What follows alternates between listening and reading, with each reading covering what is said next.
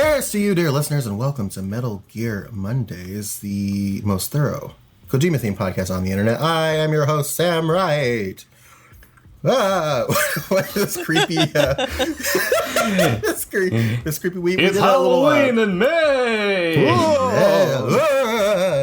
We did a feedback poll, and one of the feedbacks was Sam needs to be a spooky guy. That's not true. Spooky, That's not true at all. I'm Sam. Samuel. That's not true at all. But I am. What is true is that I'm joined by a ragtag bunch of fucking assholes. Starting with don't loop me Cole into that Duncan. trash, This game gave me night terrors. I hate it. Thanks, Warren. Night Terrors, and the only one of the assholes isn't an asshole. Chris Hampton. What's up? Aw. It's Dad. Dad's here. Dad's home, and ranging from most to middling asshole. Depends on the day. Zach James. Oh, you really mean it? No. Yeah, you're a middling he asshole. doesn't. It's me, the middling asshole. Yeah. Zach was that kid in school who got other kids in trouble. Yeah, he was. He sure was. Actually, I was the kid who took the fucking Do it. fall. No one will tell on you. No, I was the kid who took the fall because I was like, I just want friends. Yeah, that sounds like me too, but it never worked. Oh, sad day. We are here to talk about our shared nightmare. Yeah. Sure are.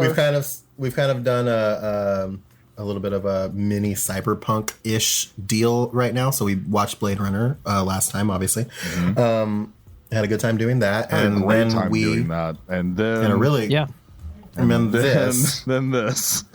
So Which I simultaneously love and loathe. Yeah. No, Yeah. I completely Yeah. agree. Oh, it's kind of a masterpiece, I think.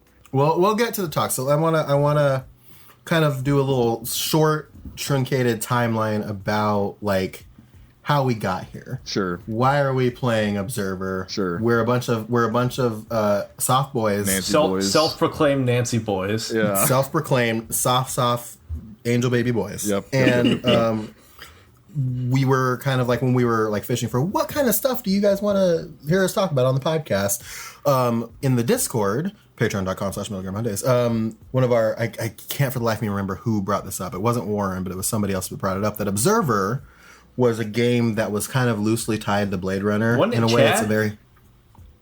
Was it? I believe so. It might have been. I don't know. We'll see. Whoever it was, chime in. We'll give you credit in the second episode. But somebody brought it to our attention that Observer is kind of loosely tied to Blade Runner. There's this big cyberpunk world. It's very thematically in tune.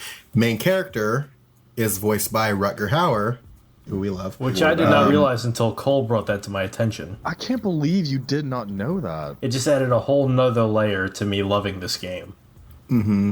So we're just like, oh yeah, we'll play Observer. And then we realized it was a horror game. Yeah. And we were going to kind of delay it as long as we could.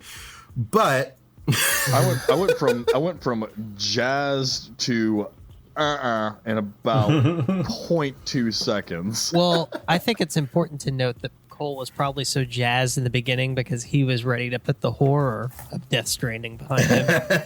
Cole's ready to do anything but play Death Stranding. What he didn't realize is that the next thing we were going to play was Observer. Here's the thing. I'll say this before we get into the talk about it. I have only played probably about 3 to 4 hours worth of Observer.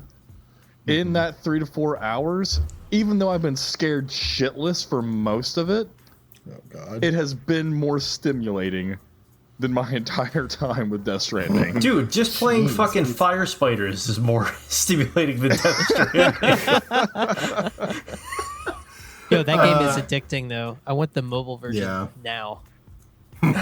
That'd be amazing. So Warren Minix was very kind Shouts enough out, to... shouts out. Shouts out. messaged the four of us on Discord one day, and he was having a good weekend. He was feeling generous, and he gave us each some PSN bucks, with the idea being that we would use that to get Observer and play Observer for the show.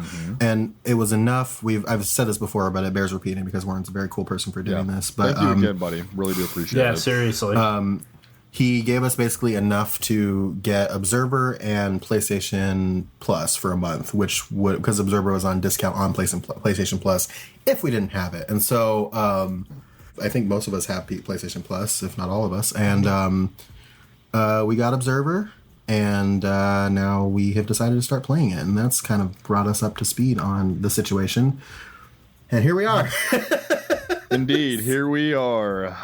Yep. So, Observer is a psychological horror game, clearly. A very successful one at that. Yeah, it does a very, very good job. It was developed by Bloober Team, which is a Polish developer, and published by Asper, which is an American publisher, and it came out for PlayStation 4, Xbox One, and PC in August 15th, 2017. And various other platforms later on. And they made this game. About 30 people developed it in Unreal Engine 4. And of course, we mentioned a Stars Rutger-Hauer, who of course was in Blade Runner. Old Roy Batty there. Old Roy Batty phenomenal himself. antagonist, Roy Batty. And it's very clearly heavily influenced by Blade Runner in its like world and kind of. Oh yeah. It got some pretty damn good scores. It got a 9 out of 10 from Game Informer, 4.5 from Game Revolution, 9 out of 10 from GameSpot. Shack News gave it 9 out of 10. The highest rated version is 86 out of 100 on Metacritic for the Xbox One version for some reason, but Nice. PS4, PC, and the Switch are a little bit lower in the high 70s. This thing was on the Switch? It's on the Switch? Yeah, it Holy came out in shit. 2019 on the Switch. Yeah. I think So there's you- some when you- bugs and stuff on the PS4 version and the Yeah, probably. So if you need a break from Animal Crossing and you just want to go through an existential crisis for a little bit, just pop over to Observer on your Switch. In case you need to relax, you know. Yeah, in case you just really need to, break this kind of like quarantine blues, just head over and play Observer. I will say this game, even though I've only played about 4.5, 5 hours of it, is most definitely deserving of all those high scores. Oh yeah, no, for sure. It's so what? Yeah, obviously, when we say we had a bad time, we don't mean that we had a bad time, because it's not a bad game. We had It's just we had a good bad time. yeah, we're just very soft boys. Yeah. Well, and Chris and I have been enhancing the experience in our own ways as well. yeah. Yeah, we'll talk about. Yeah. Yeah. Well, also, so before we get into it, is anyone else playing it with headphones, or am I the only crazy motherfucker that's No, doing that? fuck that. So No. I'm not playing with headphones, but I'm playing with like a hi-fi surround system in my living room, and I've like moved my chair very close to the TV, so the speakers are surrounding my chair. God. In the Oh, center man. of my I'm living playing room. with It's- lighting atmosphere. So I've been playing it Oh, with yeah, these, me which are pretty good headphones. They're Tascams, I think they're called. And that shit makes it sound like when you hear whispers and shit in that game, I feel like someone's in my apartment whispering in my ear, and I have to stop and look Hey, to see if I've got a shank hey, a guess bitch. what? Guess what? Actually, fuck that. I gotta tell you. There's Actually, fuck no that. way in hell. Yeah, no, thank you. And that's just one way So- I've enhanced the experience. Yeah, one way. There's a couple other ways that you guys have been enhancing these. So the game stars a gentleman by the name of Daniel Lazarski. He's a detective, and he is an observer, which means that he can hack the implants in people's brains to interrogate them, basically. It's called a dream eater, and he can go into their brains and see their stuff and get information out of them. And then he also has the ability to view crime scenes with electromagnetic vision, which he can use to scan electronics devices, and biovision, which he can use to scan for like blood and like forensic stuff.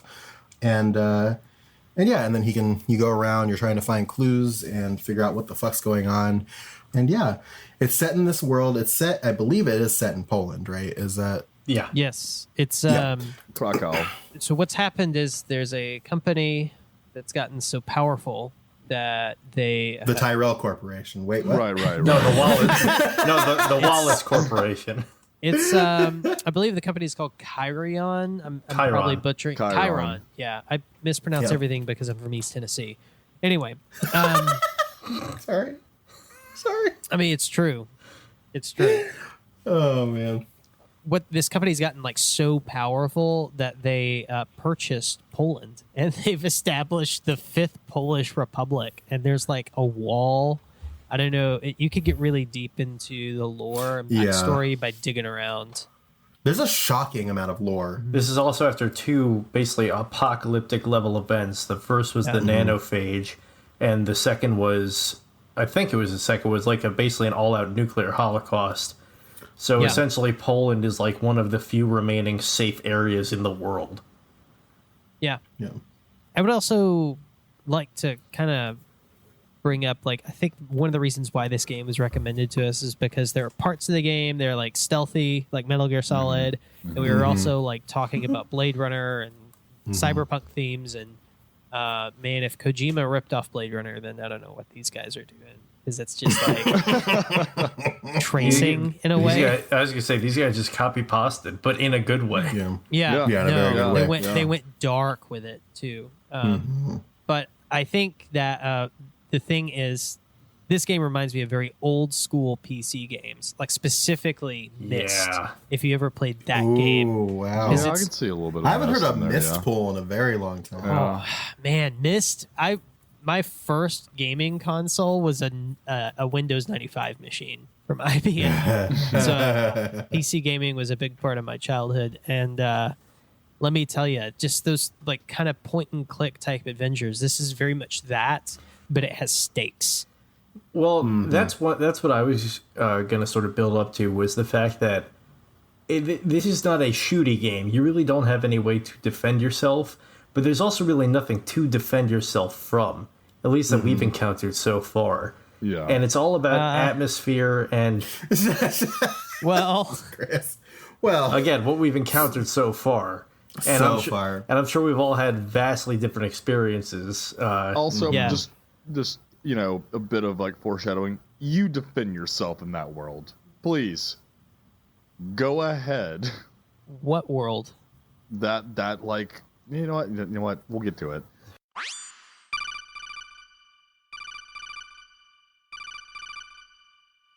Watch out, there's a word from our sponsor there.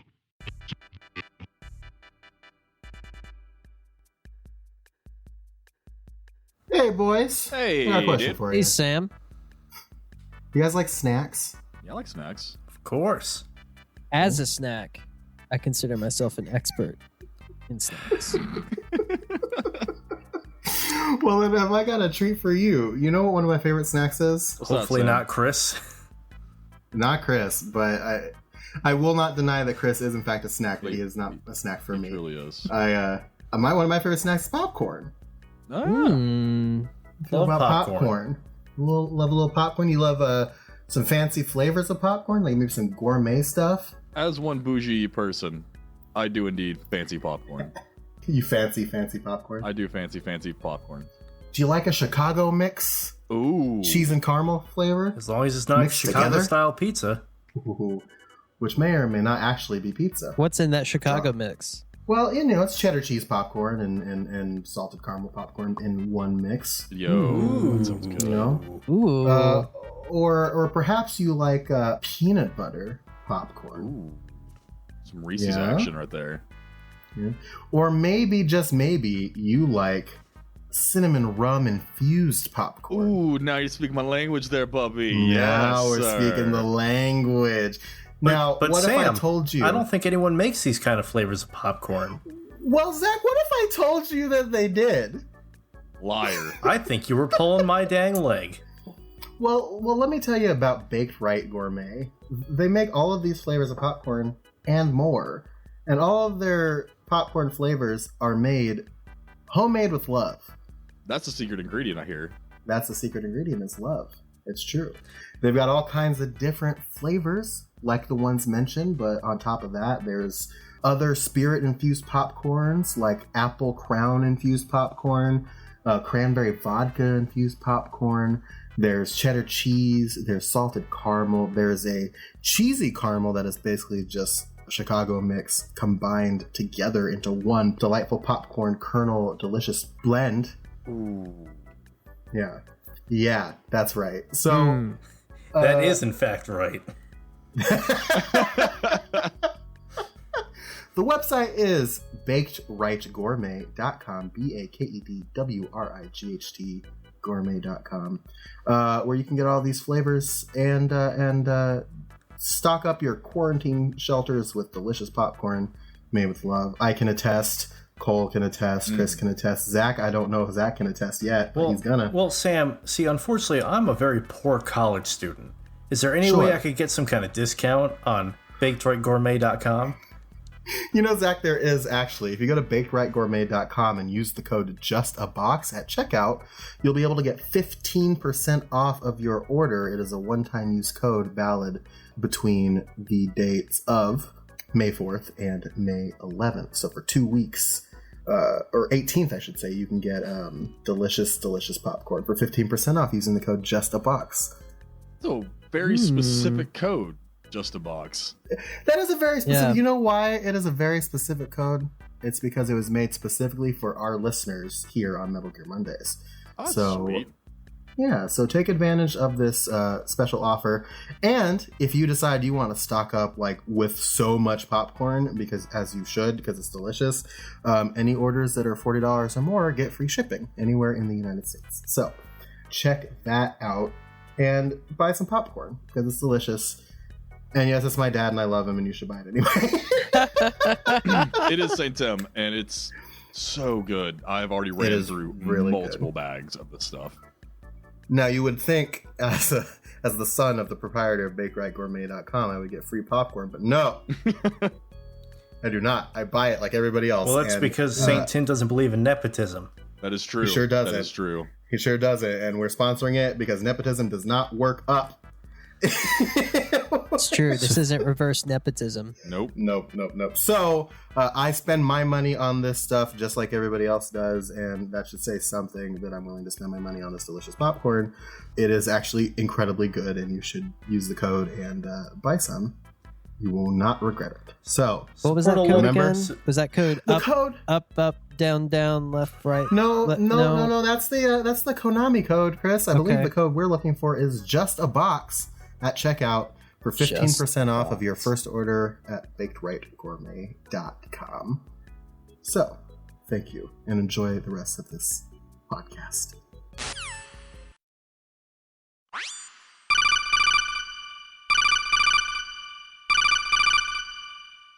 So I'm going to say two things. Is one, you've kind of heard us say we played like 3-4 hours of the game. The game is very short. It's like on average, like a 7 to 8 hour experience, which is like super like contained, and it seems to be like building to something pretty cool from what we have played as of right now. The other thing is that if you are wanting to play Observer along with us, for this episode we played from the beginning of the game through the second Dream Eater sequence, which is inside of the tattoo parlor. So if either of those things mean anything to you, you'll know. If you get to the tattoo parlor and you do a sequence in there, that's where we played to for the purposes of this episode. So there are going to be spoilers, obviously, for that section. So yep, be warned. God, just going over the show notes again. I did such a fucking divergent path from what this was. Let's do you want to just jump right into it, boys? Yeah, man. Let's get after it. Let's start with that silky smooth narration. Yes. Seriously, how good is that opening narration? It's great. It's really good. It's really good. Hauer is incredible. He's incredible. Like, there's just no, I was going to say other words and there wasn't any. Indeed, there are no other words. All right, podcast is over. Bye. So the game starts off. You are, of course, Daniel Lazarski, observer, detective, and you're sitting in your car, and you get a phone call from somebody from your department, correct? Yeah, that's what I got from it. Yeah, it's like your operator. Yeah. So she's kind of talking to you about like the situation. So Chris, you were the one who played, I think, most recently. So like, you remember what that conversation was like? If you can. So there was like a kind of a bombing thing or something in the town, and your character Daniel, I keep wanting to call him Rutger, Yeah. but your character Daniel is like, "Do you need my help or whatever?" And she's like, "No, there's nothing left to clean up anyway." So it sounds particularly gruesome, and I think that's our first hint that like this game is really gruesome, actually. Yeah. And then there's the kind of tutorial, which is, I think, tastefully done about the synchrosine and your different views. So you have like two different views you can use, and it explains like one of them's like a bioscan type, and it scans for like biological material. And there's another So one that's that forensic, like blood and things like that, hair. yeah, Body parts. Yeah. yeah, Yeah, body Yeah. parts. Oh, God. yeah, body Mi- parts. Missing body parts in particular for this scenario. Yeah, that's a thing. I'll say one thing here on the synchrosine Sure. is that while it tells you how to like access it and use it, the one thing that I think this game does really well with like not whether like keeping up with the whole like keeping you on your toes is that it doesn't tell you that you can keep taking it. Oh, and then get addicted to it? Yes, you can. Yeah. You can Or get like you can get like synchrosine poison. Really? You can overdose on it. So like you should use it, but you should use it in like mediation. I use it like so sparingly. Like I wait till like my screen's really glitching out, and then I take it. Yeah. Yeah, I think I took 3 in a row, and then after you take it, it says you have synchrosine or something like that, and it like makes your vision all like distorted. So like if you move your head, like to move the camera, it like blurs and It's like causes extreme motion blur. Ugh, made me sick. it's And wild. another good thing for the full immersion is like if you start. That's really your only cue, is when your vision starts getting fucked up, or if it's like a scripted thing, then your little wrist AI will be like, synchronization low or something like that. Yeah. But other than that, you don't. Sedative. Yeah, you don't get a fucking flashing thing that says like take synchrosine, press square to take synchrosine or whatever. No, like it's no, you you, just gotta you don't keep up. have to. That's Yeah. the great Yeah. thing. Yeah. It'll fuck you up, but you don't have to. Yeah. If you want to enhance the experience anymore, it's what we call a pro gamer move. But then he's talking to his operator, and then he gets a call from someone. Yeah. And he determines that it is his son Adam, who is kind of like he's estranged from.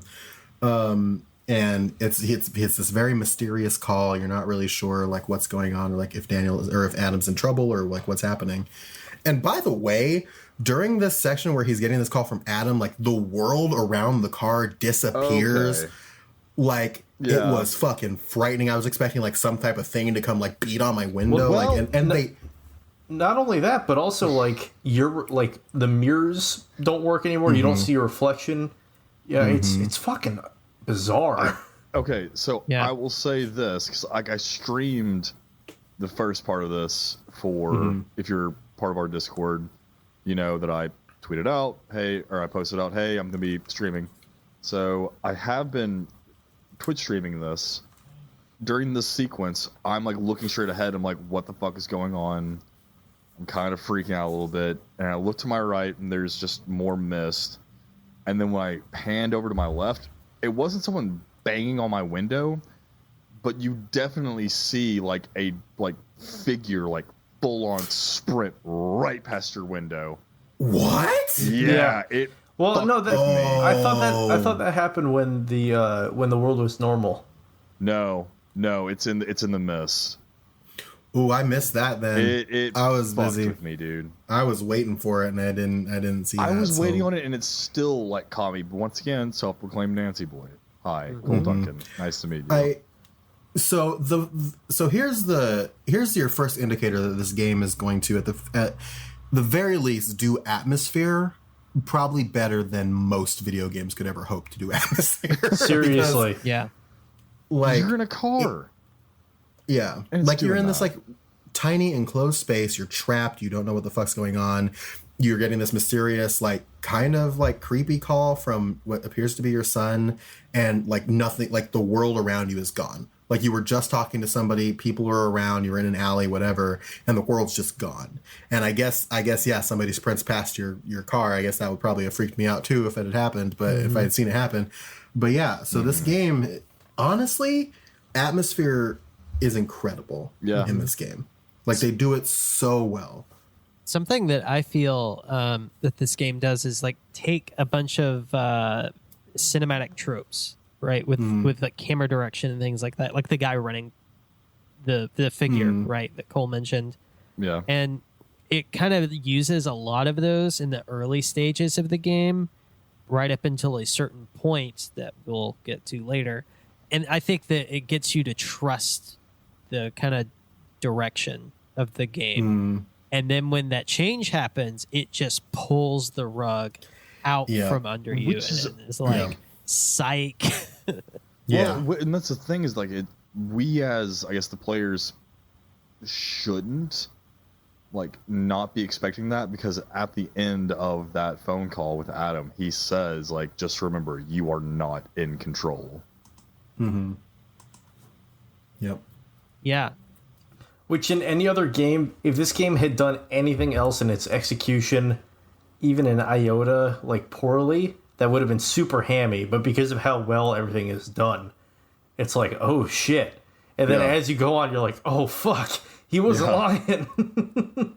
Yeah, I was expecting when that line came up to be like some sort of tropey, like Raiden throwing away the ID tags like in MGS2, but goofy goober bullshit. Yeah, like, oh, you're a video game character, and you know what this game does exceptionally well that most other video games try to do but fail at is it executes show don't tell like flawlessly. And when it does tell you, it tells you after it's shown you in a way that feels organic to the point where you're like, oh, not like where you, not like fucking Kojima, ham fisting a fucking metaphor down your throat. Ham fisting a ham sandwich down your throat. He's gonna bring you a metaphor. Don't. So can I also tell you another thing that I kind of really like about, like, just this is like gameplay specific, is I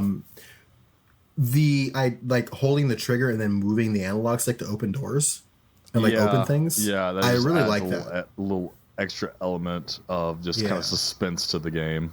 Yeah, it's real it makes weighty. you feel like you're. Yeah, it makes you feel like you're pulling the doors open. Like you have to deal with what's behind it. Like it's a whole you're not in control consequence. Me and Zach and I, before he jumps on me. I was gonna let that one go.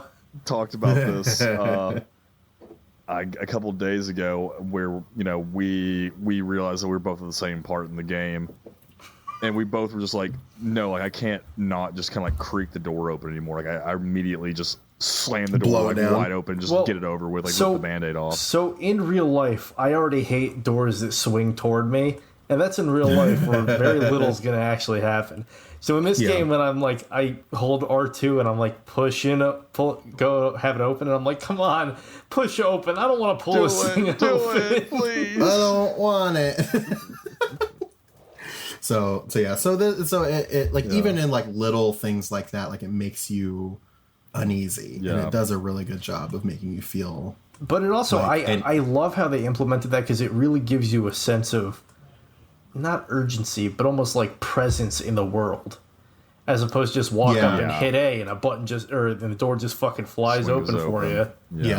Yeah. I like that. Yeah, it's a good point.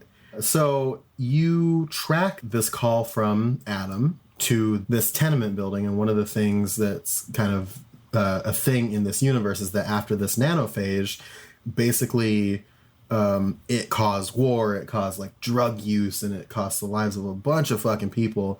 And all of these addicts and undesirables, we'll say, were they were made to be Class C citizens and were just forced into these like really like creepy, dirty tenement buildings in the city.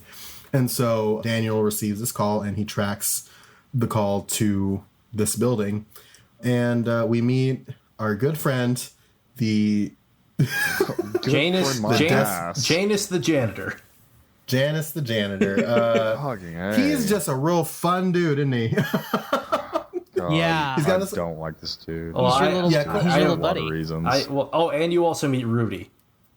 Yeah. Who I fucking love Rudy because he just shows up at random. He scares the shit out of me. But then I'll hear like this noise, be like, "What is that?" And then I'll look, and there's Rudy staring at a corner. I think Good old Rudy. So Rudy is the Boomba's older brother. Yeah. So Rudy's great. The fuck, he's just like, he's like a cleaning robot, right? Yeah, he's a janitorial robot. But he just goes around. So I've been recording the game and putting it out on YouTube, and there are multiple parts where I'll like hear something, I'll be like, "The fuck is that?" And then I'll go to investigate, and be like, "Oh, hey, Rudy." And Rudy's just sort of doing his own thing. But yeah, so you meet Janice. He's just Cole. Can you please describe Janice? Janice, Janice the janitor. Janice, my man, is he's a real handsome fellow, and there's nothing else to remark about him. No, he is a really messed up looking dude. He's got skin draping off of his face. He has cybernetics that you can see, like his arms are definitely have been replaced, and it's ice. Well, I won't get into that now. Well, because if you do some reading on some of these terminals that are around, you'll find out why he's fucked up like this. But he has implants. He has robotic arms. It's quite obvious. The skin, and the reason it's quite obvious is because the skin is like peeled back, kind of like you would like roll your sleeves up almost. You know what I mean? Well, let's not forget that literally, like, from the right half of his face, from the top of his skull, all the way down to, like, basically his shoulder and then his arm are all replaced with synthetic flesh as well. And the majority of it, like I said, is, like, slagging, and it's like coming off of him. Is it just me, or is it, like, when people do that to cybernetics? Like, I saw an ad for some robot thing on the internet today. And it was like in real life, or in real life, yeah. It was it was an ad for like some autonomous deep fryer, and it had like an arm with the thing, and it would like. Hold on. Why? Well, here you have to understand. I mean, I work in advertising in the food category, so I spend a lot of time looking at stuff that would categorize me as someone who would be interested in that. An autonomous fryer. But it had that same type of like doesn't sound like someone fleshy skin that much. pulled across. Out there. Sorry, what? Nothing.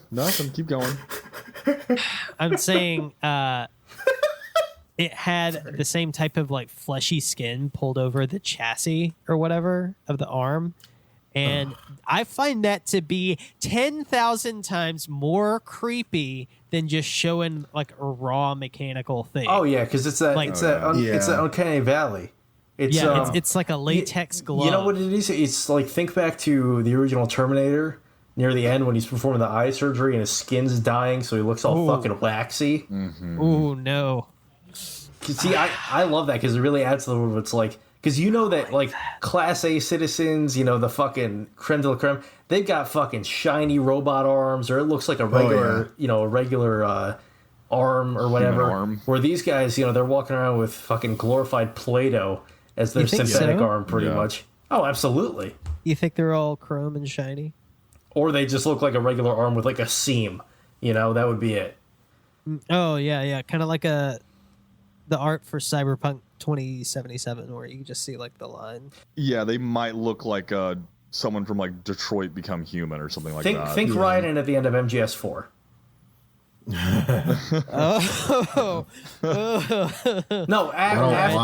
After when he fucking meets his son and he's all normal again, but you can see the seams. Yeah. I would like. Yeah. Also thinking like Sam from Revengeance. Oh yeah. That kind of cybernetic body. He was a thick boy. Yeah. I still need to play that. Very thick boy. You need a Zach. You would fucking love that game. I don't know why you haven't played it yet. Yeah. You think so?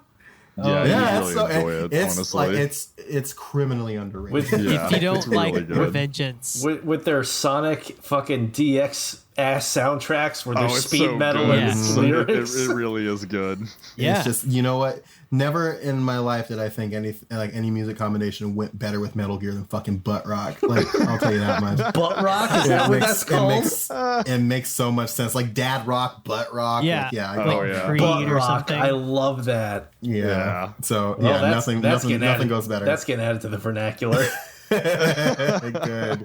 Good. Oh man, we need to do another poll. We need to see how many listeners have heard the term butt rock before because it's such an incredible term. Yeah, chime in. Part of my, tweet at us if you've heard the term butt rock. Well, so I know it happens later on, but is now a good time to sort of go into the details behind why Janus is all fucked up like he is? Well, so we're gonna get to a point because remember we'll get to that. we see him right after we find out why. Oh yeah, we see him real good. I can't wait till we get to that part because you motherfuckers, you were on the call with me when that happened to me, and I yelled and yelled. You did a yelp. Yeah, I did a major yelp. Anyway, 5 stars yelp. Anyway, so we meet Janice. And then our job is to go around and try and figure out where Adam's apartment is. And you use Adam's name. You're like, hey, I'm looking for Adam Lazarski. And he's like, not coming up. Oh, you see, I used Grabinski? Yeah, I used Grabinski. And I did too. He was like, apartment 7. Yeah, no, I immediately said Adam Lazarski. And he's like, nope, nothing doing. And then I did the other one. Yeah. So... Zach, are you telling me that you picked Grabinski first, like you didn't say Rosinski at all? That is correct. Okay. I did as well. Yeah. How did you figure that out? Because he said it on the call. See, I missed that because I forget if Adam out, so. Actually, I forget if Adam said it or if it was on like the caller ID. But I think it was on the ID. There was something on there that said Grabinski, and I was like, okay, he's calling under this name. Let me use this name and see what happens. You clever motherfucker. Yeah. I did it. Hey, I did it too. Yeah. Oh yeah. You did. I want the satisfaction. Here comes equal opportunity cake at someone else's fucking birthday party. Sam Wright. Listen. God. Where's my equal attention presents? No. Listen. I have one word to fucking say to you about that, Zach James. You know what it is? What is it? Reparations. Anyway.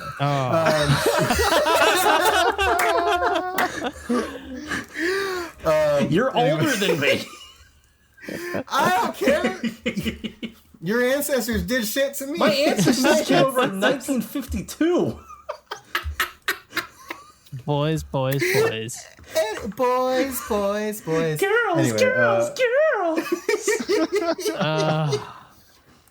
Shall we move on? Yeah, please. No, let's vamp about this for a little bit longer. No, I don't want. I do not want green eggs and ham right now. I would like to continue talking about this video game that was so kindly provided to us by Warren Minix. We are ruining the. Thank you. Thanks, Warren. We're just gonna shit all over this analysis for you. So you don't do any like door to doors at this point, right? You just kind of get to. No, you head straight to 007. Yeah. Yeah. So you go to 007 and you have to kind of like do some weird shit to get in there because it's not like. Oh, it's a beautiful room. I don't know what you're talking about, Sam. It's immaculately made up. Yeah. Can we talk for a second here? Nope. About talking more walking, like what kind of environment this looks like? It's very strange. These buildings, like the building or just the apartment. Yeah, the buildings, like the way they're designed and all this stuff. Because it's like there are these walls and it's very dilapidated. It's so but weird. It's almost like go ahead. I'm sorry. Well, so I think that's Daniel's like augmented vision that the holograms are coming from.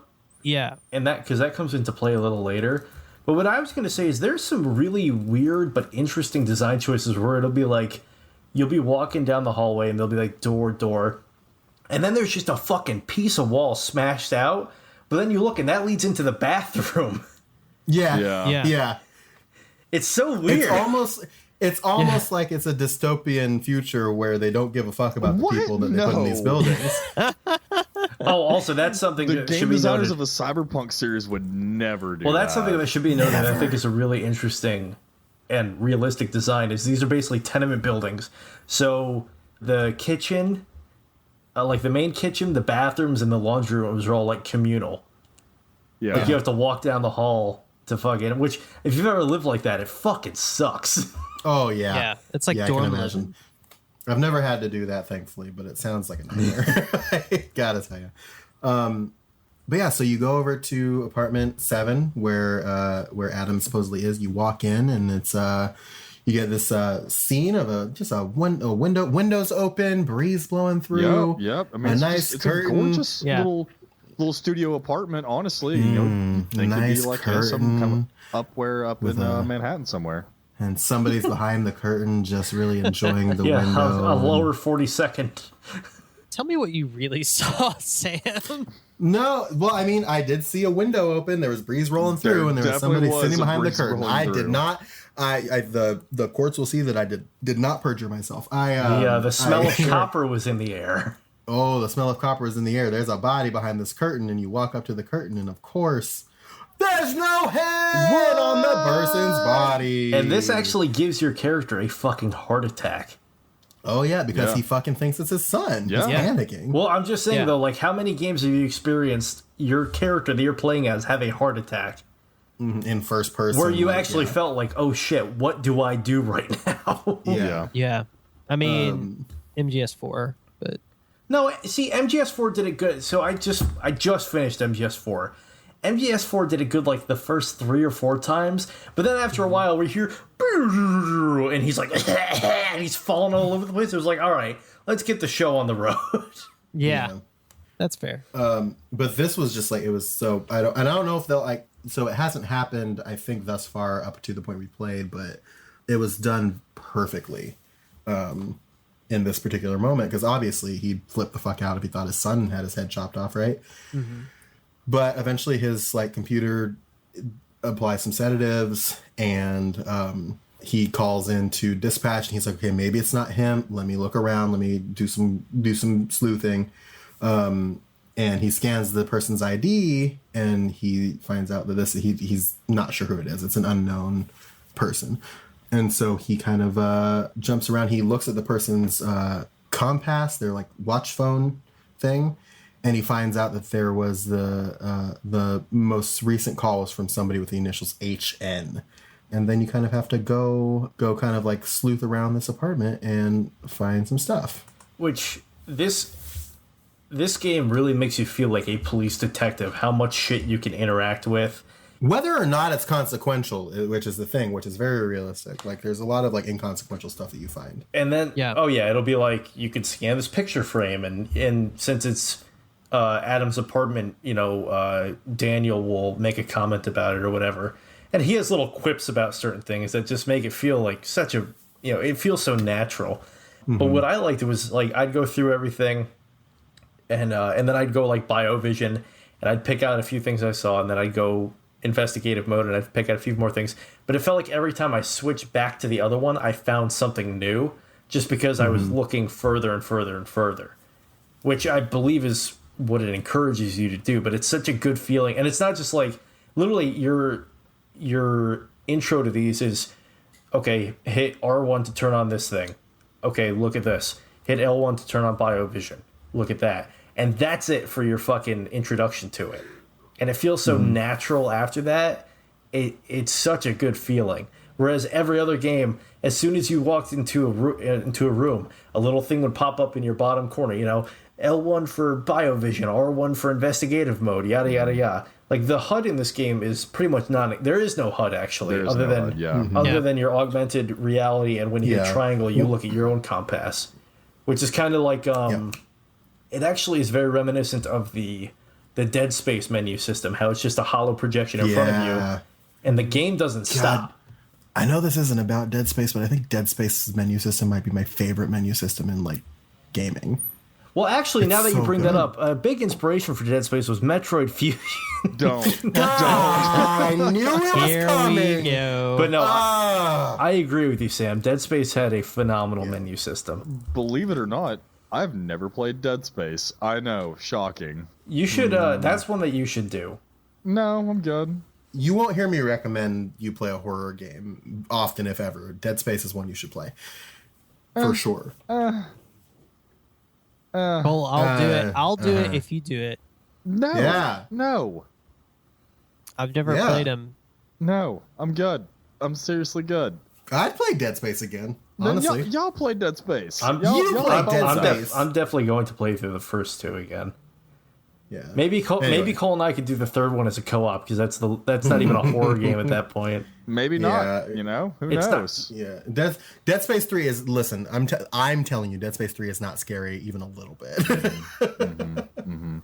Anyway. Half the Discord is like, oh, you should play like XYZ horror games. And I'm like, yeah, I'm definitely not going to do that. They're not that scary. Still not going to do it. I love y'all. This is it. Y'all are getting this. Yeah. Right no thanks, now. fam. We'll see about that. Anyway. So you're hunting around this apartment, and it's important to note that if you try to leave this apartment, you get locked into the apartment, and so you have to find a code to get out of the apartment. And if you're observing properly, you'll find two things that it could be. And I think there's a way for you to like get a match on a number at some point, but I didn't. Yeah, if you do the hack. Oh, I figured out because I figured out because I literally found it, and then I was like, oh, this has 4 numbers. This must be it. See, I did something completely different than that. So what I imagine the game trying to like, the game is telling you find a book that is 1984 by George Orwell, and Daniel makes note that it's like it's a real physical book. It's not like a hollow book. It's just physical, actual ass book of 1984. My stupid ass finds the picture of the family and thinks, "Oh, the year." And then I was like, "Oh yeah, they're estranged." That didn't work. And then I was like, "Oh fuck, it's probably 1984." Yeah, no, I picked up 1984. I was like, hey, look, it's another thing about this, because my dumb ass didn't put it together until about 2 hours after I stopped my first session, where I was like, oh, 2084, 1984. Yeah. That's that was my situation too, actually. Yeah, I didn't put it together until Zach told me about it. To be fair, To be fair, But literally, so I was like, fair. oh, 1984, a good fucking dystopian book. Oh, pretty topical for what we're playing so in. wait, like, question: when you found the actual keypad in the kitchen, did anyone else just immediately hack it without finding 1984? Nope. No, I did. I know you can. It gives you the 4. It does, right? and that's yeah. So I was like, so I got the 4, and I was like, okay, I don't know what to do with that. So I went back and looked around the room and more, and then I found 1984. I was like, oh, obviously context clues. I'm a smart boy. Boy, was I wrong for the rest of this game. So so I have never felt more desperate than when I did a hack that only gave me 2 of the digits. Oh my god! It gave me like the first 2 of the last 2, so I spent like 15 minutes just fucking bumbling around different combinations trying to figure it out. Guess what I didn't do? Figure it out. Yeah, so the connection between 1984 and 2084, I was right now years old when I made that connection. So oh, that's Even dope. better. Here I thought I was like, they're gonna laugh at me when I tell them this. yeah, no. Yeah. So you put in the code, and this like table, the door unlocks, and this like table comes down from the ceiling, and it's got like all these like, it's one of the computers, and it's got some like information on it that you need to kind of proceed with your investigation. And yeah, so you go, you kind of leave the apartment, and did anybody like start hunting after this the spider game? So I got like 4 levels in, and then I just stopped. And then it was impossible. I cannot beat level 4. I didn't go past it. I was just like, this is not for me. Oh, it becomes impossible. Does it? Yeah. It's not. Yeah, I can't figure out. I've unlocked up to level 8 with all the various terminals I found, but I cannot beat level 4, and I refuse to skip a level. Yeah. So I tried skipping a level, Zach. It doesn't get any easier. Like I can only imagine, man. Yeah. But anyway, so you leave the apartment and this building starts flipping the fuck out. So this with headphones on was a very frightening experience. Oh yeah. Like the lights there's alarms going off, the lights are red, like there's a lot of bad I have no idea what the fuck's going on. As soon as you walk out in the hallway. Mm-hmm. The building's gone on lockdown. Well, and also it lasts uncomfortably long. Mm-hmm, you're like, this should be going off, like this should be ending by now, and it goes for about another 30 seconds.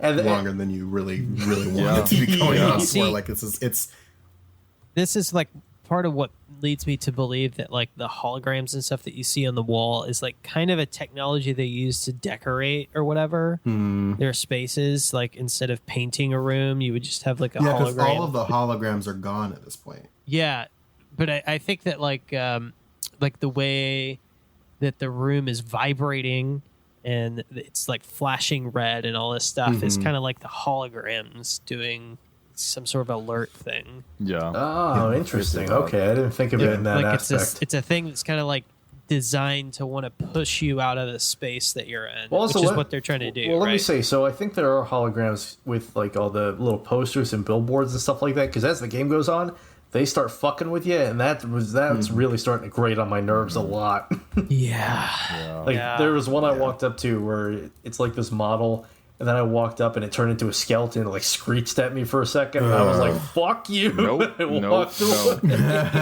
Yeah. Hey, thanks for that heads up, bud. I think it's a random event. I don't think it's a. Oh, well, great. Those aren't scripted. They just kind of happen. Yeah. Yeah. That's fantastic. I love this game. So basically now the building's in lockdown and you're kind of trying to investigate like, well, who is HN? I need to find HN basically. Or NH. Because NH. No, it's HN. Is it HN? Okay, my bad. Sorry. Yeah. It's NH. One of the rooms you go into, you find it's HN. No, it's NH. Her name's Helena Nowak. I think they're right, Chris. Really? Her name's Helena Nowak. Yeah, her last name's their last name is Nowak. Sorry. My fucking notes were wrong. Anyway, there is one place I did want to bring this up. There is one room you go into that you find a suicide note on, and then somebody hanging themselves. This part fucked me up, and it was on stream. So you know what's really funny about this one is I was in there and I opened the door. Poor choice of words. But so I was standing when I opened it. So I was just looking at the curtain and it does like the fucking scare cord and everything starts vibrating. I was like, the fuck is that? Because I didn't realize like what was going on. So then I looked down and I saw the message and I was like, huh. And then I crouched and then I saw the lights. I was like, oh. Well, it's a lot less scary now that everything's happened. So it didn't do that. It did not do that for me. Like I walked up to like the little door, and I could see like the writing on like the floor, and I like crouched down because I was like, move, plant, what is it? And I'm like trying to like look around, and I can't really see anything. And then if you move in just a certain way while you're crouched, that's when it does like the scare cord for me, and it, I could see remove your implants, and then I saw the dude hanging, and it fucked with me. So this was the first of 3 where the game kind of like bugged out in a way that actually made it scarier / funnier later on in retrospect. Yeah, it's kind of fucked. Speaking of fucked, these neighbors, huh? Yeah, these neighbors. Like, so I don't do eye shit, and this game is full of eye shit. Oh, it loves it. I don't like loves eye stuff it. Here's a good description of this. Basically, take like 3 frames from any Tool music video and put them on a slow loop, and then put like a VHS overlay on it, and that's pretty much what you look at through these. Because because each store has a little call box, and you're talking to the neighbors through their intercom. Nobody comes out, but you see this video screen. It's just eyes like flipping the fuck out, and it's very unsettling, and I hate it. Yeah. And you do some investigating. You talk to these very like standoffish people. Kind of, some of them are kind of creepy. Not cool people. Not chill at all. None of these people have any amount of chill. No chill whatsoever. And eventually you go to the office, the office of the building, Giannis's office, and you go in, and this is where you find out that Giannis is fucked up because he is a veteran and he got fucked up in the war. And they basically said, sorry, we can't take care of you anymore. You're on your own. It's and that's actually kind of why he's so fucked up. It's kind of a fuck you to the VA in a realistic way. Because so if you read it, you find out later it was from plasma burns that like burrowed through his APC, and that's what fucked him up. But you find an email saying that we've given you multiple chances through this vocational program, but your continued employment as a janitor doesn't meet our standards. Therefore, your free medical care is going to get cut off, and that's why he's even more fucked up than he would normally be, because I imagine he's in a state of disrepair at this point. Yeah, and he's definitely got some psychological issues that he's not getting help for too. Like, there's a lot going on with this guy. For sure. Yeah. Well, there's also like a note about like a woman that he was involved with before. That was his wife, and the email was from his son. Yeah, and his son was basically saying like, do not come around anymore. We don't want you around, and we're not going to help you. Really fucked up. So so this was the second where the game kind of bugged out on me. How did it happen when he showed up and told you guys that you need to get out? So I was on the computer, I read all the emails, I played the spider game, and then when I finally got done and logged off, I turned around, he was just there. Yep. And I was on the call with, I don't know if you were there, Cole, but Chris and Zach definitely I don't think were. I was there for that one. I was playing the game with them on the call at this point, and like legit, I turned around and saw him. He was just standing there. I was like, ah! Like, it was not cute. And it was probably worse than that. Like, it was not cute. So mine, what happened was I finished up. I was walking out of the fucking room, and all of a sudden I got locked in place, and I just heard, need to get out. And I couldn't move, and it didn't show who. And then the camera, like, whipped around to fucking focus on it. Oh my god! And it scared the fuck out of me. And I think I talked to Cole about this. I was like, "Did it do this for you?" And he was like, "No." no. Literally, I got done reading it, and I was like, "Okay, cool. I'm gonna look around the room a little bit." And I looked right at like the other like monitors to see if there was anything on the monitors or like there was anything I could like fuck with. And I was like, "Okay, no, can't really fuck with anything over there." And then I looked over to my left. I was like, "Maybe there's something over here that I can fuck with." Nope, nothing I can really do anything. All right, let's get the fuck out of here. I got the information I needed, and as soon as I turned around, he's like, "You need to get out of here." I was like, "God, yeah." Like, No, I hated it. I hated every bit of dealing with them. But oh, really? Because I felt bad for the guy after I. No, I did feel bad for the guy. But just like after him him scaring the there, shit out of me, I I was like, you know what? No, you deserve to have your skin melted off. Fuck you, dude. No, I don't know about that. I probably would have decked him, but like. But like I feel bad for. I still feel for them. But yeah, you do a little bit of world building. He talks about how his mods are kind of fucked up, and he talks about how the pain doesn't go away, and you can ask him how he got his wounds and all that. So I got these scars. so this was the second one, and the third time where the game kind of glitched out for me. It wasn't like any like contextual thing like this was. But so we should mention that this apartment building is chock full of these synthetic pigeons. They're just all over the fucking place. It's honestly kind of cute. Have you heard of? You're a big burb guy, Zach. I am a big burp guy. Have you guys heard of Birds Aren't Real? Here we go with this shit. Oh, God, my brother the government fucking tries to rile me up with this shit all the time. No, have you guys heard of this? Yes. Oh, yeah. Okay. Yeah. So for anyone who doesn't know, Birds Aren't Real is this like conspiracy theory that like in the 80s, Reagan like replaced all of the birds with spy cam robot things.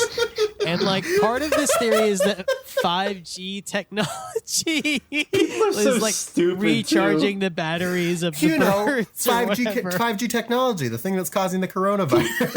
Absolutely. People are so stupid. Oh, Something man. like, "Have you ever seen a baby bird?" No. There was a protester today at the 5G tower they were putting up in my neighborhood. It's wild. But anyway, so I think it's like a clever little play on like all of these little conspiracy theories. And it just goes to show that like, this game is so exquisitely detailed. Yes, it Yeah, is. because these things are all over the place. But there was some random event where like there was a really loud scream and the screen began to shake. But as it did it, because the pigeons would just randomly fly. Well, one decided to fly like past my shoulder and filled the fucking field of view right as the scream happened and the screen was shaking. No, thank you. But yeah, so after you talk to Janice, he gives you kind of a log of the people in the building and unlocks all of the doors that he can unlock during the lockdown for you, which is very nice of him. So he kind of redeemed himself for scaring me previously. Appreciate that slumpy face. Oh God, don't be mean to Janice. Anyway, Don't scare me. I won't be. So basically, you have to figure out who HN, and you discover that there are two people with the name initials HN, and you can choose to investigate either one. One of them is just kind of a dead end. You do more investigation, talking to people. One of them is here you go, Chris. Here's your fucking Death Stranding callback. One of them is just female elder. Yeah, she is not nice. I get more why she is not nice to an extent than I do why the elder was a shitheel. Fuck the elder. Glad he's dead. He died? Yeah, he does. If you don't, I think, does he die regardless, or does he die? I never interacted with him. He dies after you 5-star him. He definitely died for me. I didn't 5-star. Cole couldn't provide that service fast enough if that's the case. Jesus Christ. Anyway, but yeah, so you find the apartment. You find the HN is Helena Novak, and you find her apartment, and you walk in, and there's this hallway. And of course, the next area is cordoned off by a curtain. Because why wouldn't it be, right? And of course, you go in there. You have to move the curtain too. Beautiful bath, beautiful bath. There's it's a little red, some bath bomb in there, maybe. Oh, yeah. I don't know. Yeah, a little lush bomb in there. It does it. A little lush bomb. Fuck off. Some rose petals, some rosé. In fact, maybe. And you walk in, you see this slumped over, blood covered guy. Yep. And a bathtub full of blood, and you walk in, he's got his like guts hanging out, and you go to like touch him, and he is alive. He's big alive. Well, and also, I wouldn't say big alive. And also, he's got like a weird like speakerphone like phonogram thing coming out of his throat. Yeah, it is just fucking just disconcerting. Yeah, it's like he had his throat ripped out or something. Yeah, it's pretty bad. Did you guys tell him that you'll try to get help, or that you need to help me now because I can't help you?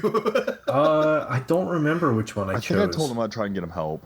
I think I did too. I did too, and like radioed for help. Oh, okay. No, then I did the other thing. I didn't radio for help. Maybe I don't remember. Hold on, I'll roll back my tape. You guys keep talking. Basically, the whole thing is like, look, don't try to talk.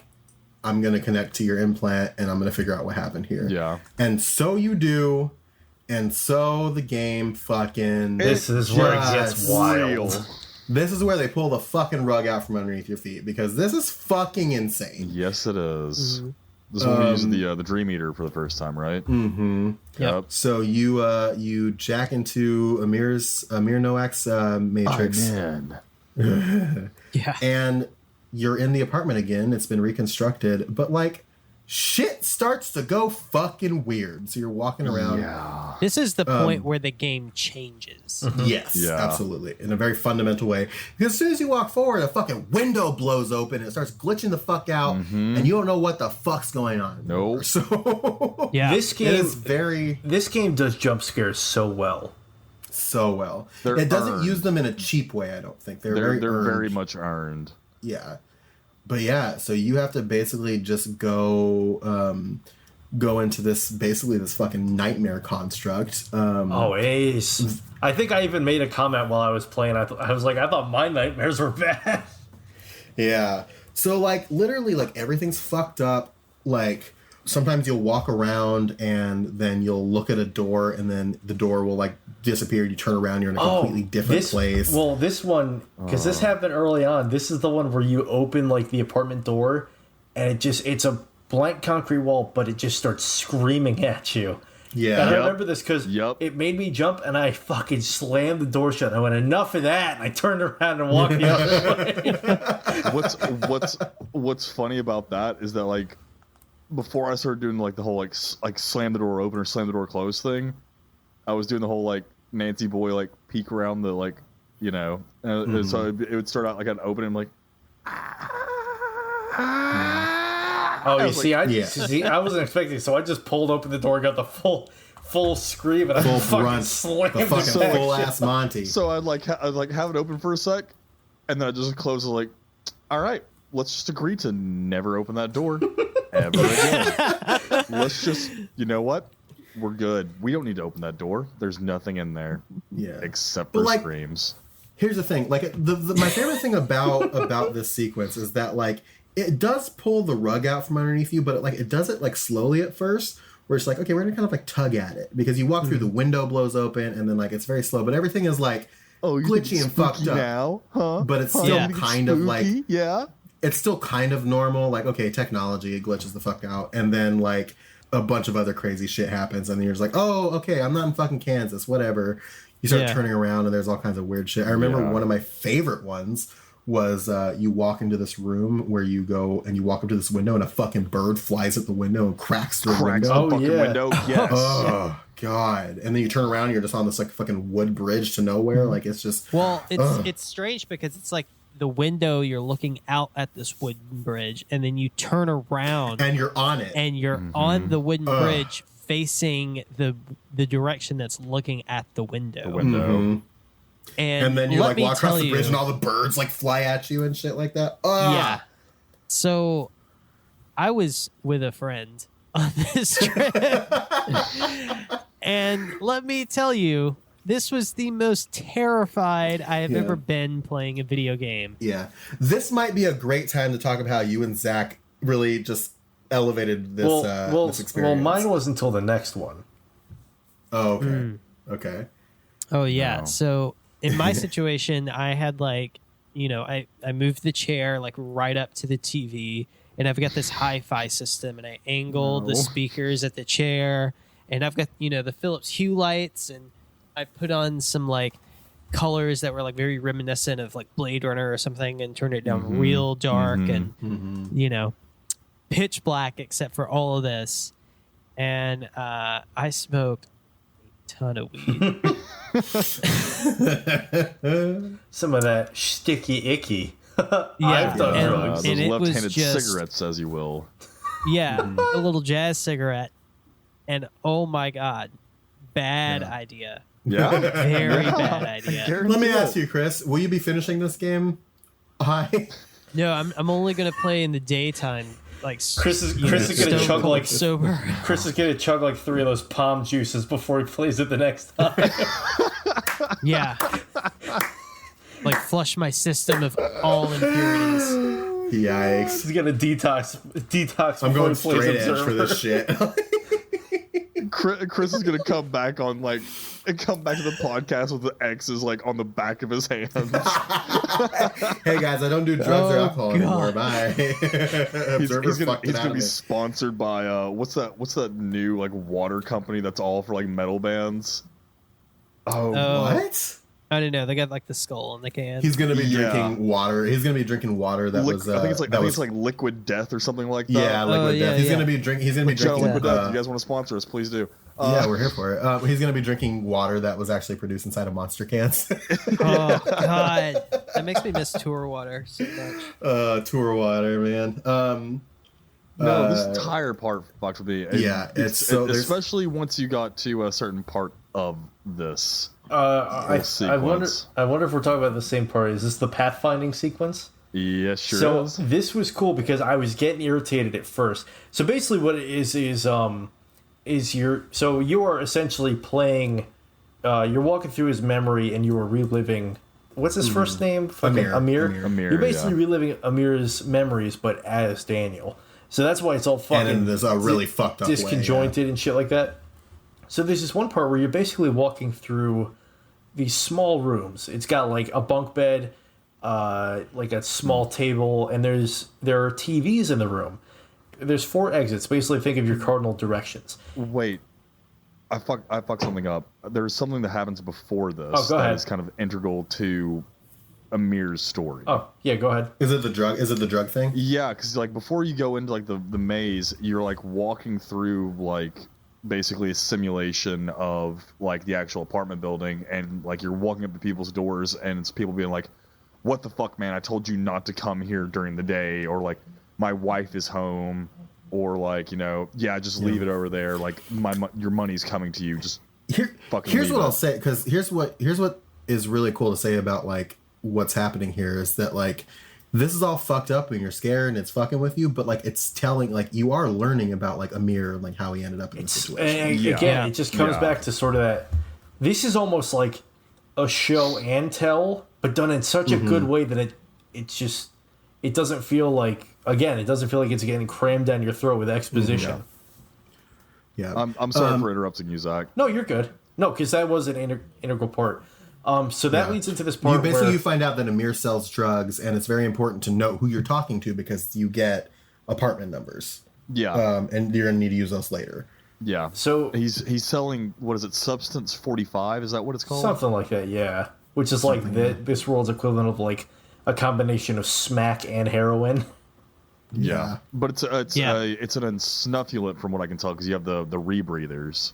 Yeah. I mean, so it was in I think there was also a bottle of this in the fridge in Adam's apartment. Yeah. Too. Yeah. And so then it leads to a couple of short sequences where you're walking down hallways in a prison, and there are different cells that are open, and you could see like, and also there are no people. It's all like these weird sort of like twitchy silhouette shadow people. Which fuck that. Which is like the perfect fucking design choice for this because it works so well. It sure is. And you're going and you see like shadow guards beating the shit out of the one. There's one part where you walk by and just every door that you walk by, there's just this guy banging on, just screaming, "Let me out!" And like this guttural voice is just getting louder and louder. Like the hallways are shaking and like the lights are flickering on and off. Like it's not cool. So it's the worst Eric Andre meme known to man. So, yeah. But then everything fucking goes steady, and you're in this room, and it's a tiny room, like I described before. And there are entrances and exits in the 4 cardinal directions. But in each room, there is a television. So if you just walk through all willy-nilly, you'll notice that the room is repeating itself. And this was really cool, because it took me a little while to figure. It took me to the point where I was actually getting irritated before I figured it out. And if you look at the TV, it shows you a door in a little, like, it'll be like a shelf with like a cleaning bottle on it or something like that. And then you look, and there's the door with the shelf with the cleaning bottle. So you walk through that one, and then that TV shows, like, the door next to the bunk bed. And then you walk through that one, and that's how it sort of guides you through without ever explicitly telling you. And hey, go this way, dumbass. Once I figured that out, I was like, oh, this is really cool. Because before I was like, what the fuck?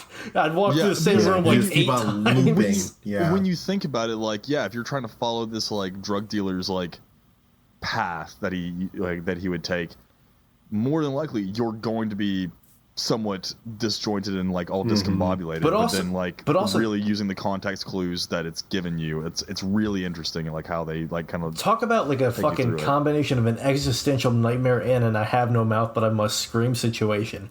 God. Where like if you don't figure it out, how you just keep looping into the same room over and over and over again.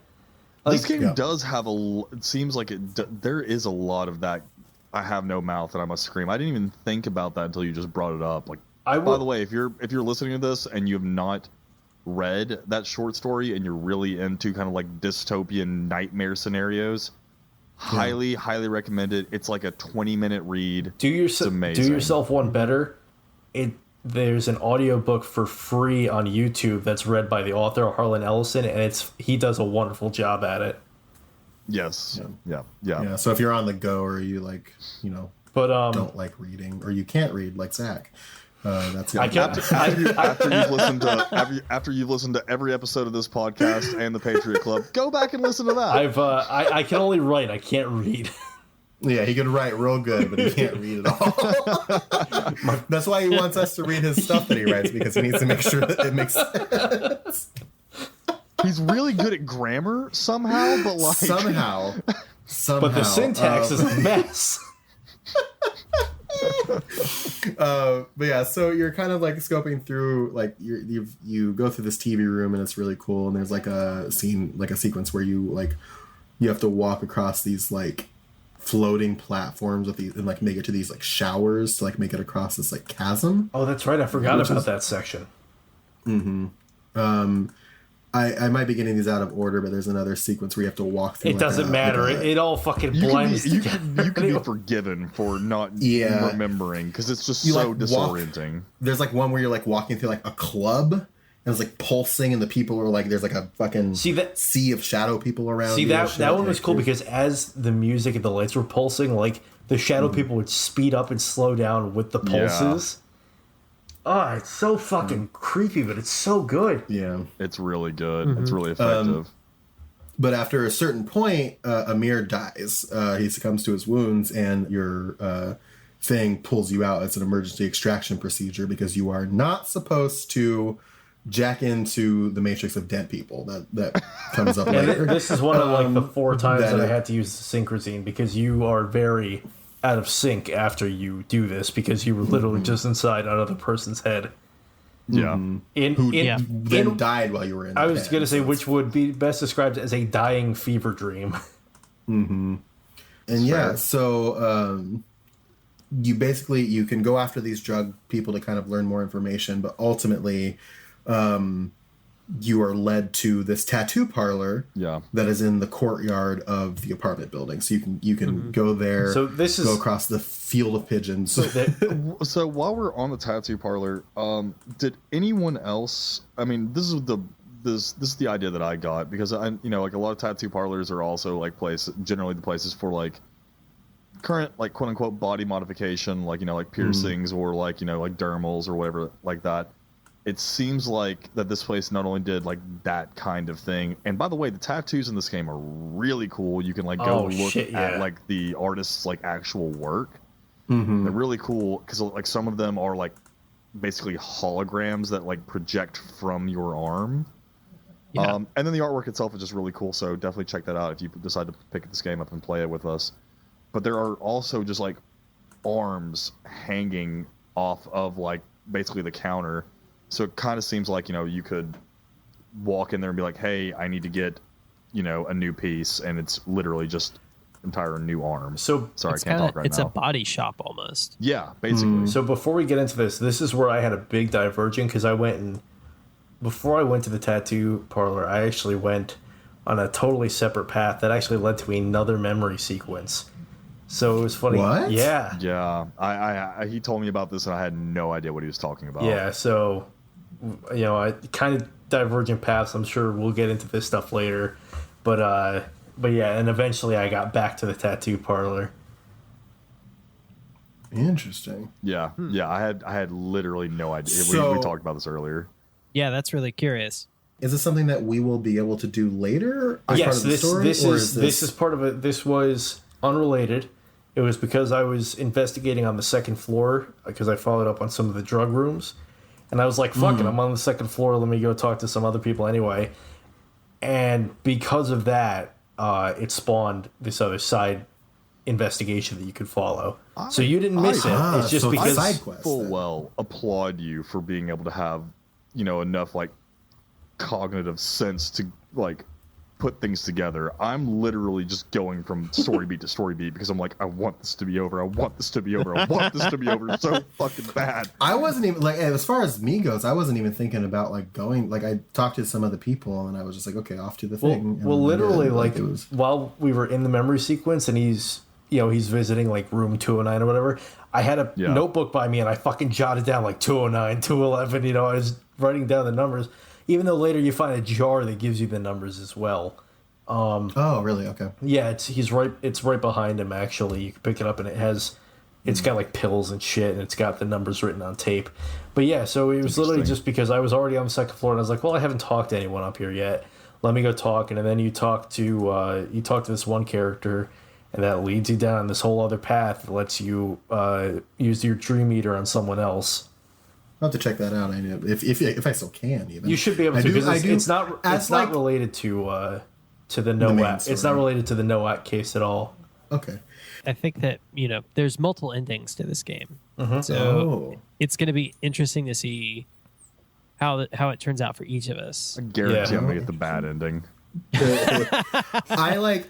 It's very straight. I think it's because and I think it might honestly be because I watched Blade Runner and I was like really into Blade Runner. But I'm so like as unsettling and as scary and as like uncomfortable as this game makes me, I'm so like jazzed about like the world and like the aesthetics and like the theming of it that like I want to like look for more stuff and I want to like do more. You owe it to yourself too because the world building. And, okay, so, like, let me tell you about this one room. I won't tell you what floor it's on. I won't tell you the whole story behind it. But there's a room you can go into where... Oh, and by the way, at this point, this was my second recording session. This is when I was up for about 26 hours straight at this point because I couldn't sleep because of some other shit that was going on. So I was like, fuck it. I'm suffering from some light insomnia here. I'm sleep deprived. Let me just go and torture myself by playing this fucking game some more. But there's one room that I discovered where you go in. Oh, well, first off, it scares shit because all you hear is clank, clank, clank. And I was like, oh, it's Rudy again.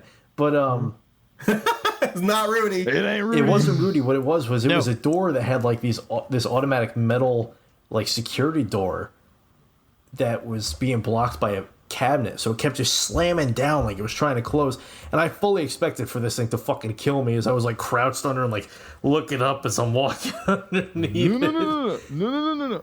But just clank, clank, clank, and then I walk in and so I won't go into full detail, but let's just say that there are 2 fish tanks in the back that just have an unidentified biomass in them.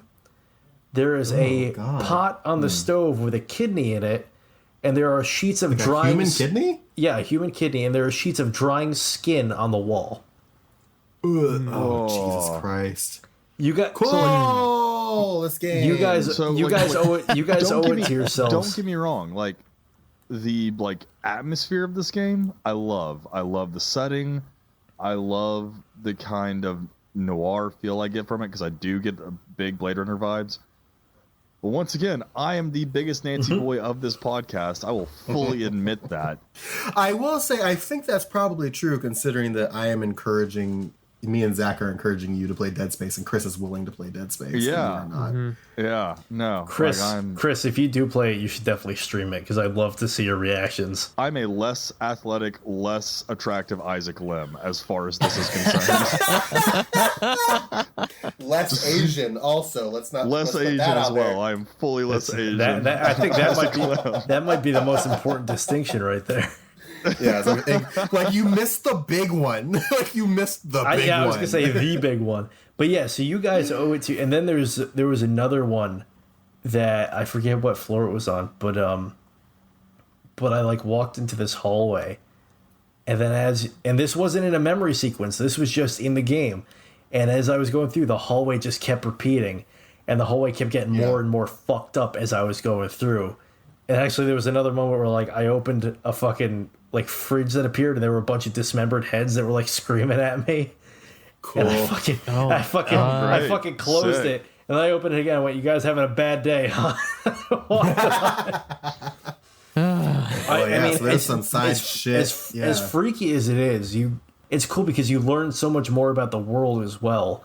Like you learn about these black market dealings, or like, you know, people are trying to escape, so they're like, all right, but it's gonna literally cost you an arm and a leg, and they're like, whatever, I'll get fucking prosthetics later, you know, just get me out of the area and shit like that. Like So why are they taking body parts? Are they just like, you know, taken from one to like give to other people? Or? I think it's just another form of fucking currency at this point. What if it's like a thing for like the upper echelon, like they don't want like, you know, like cybernetic like implants, like they that's like that's a good actual, fucking point. Like, it might be they want to be completely human. Yeah, fucking hack an arm off of some fucking skell down in Section C, and then, you know, sell it to the upper echelon for a fucking nice buck.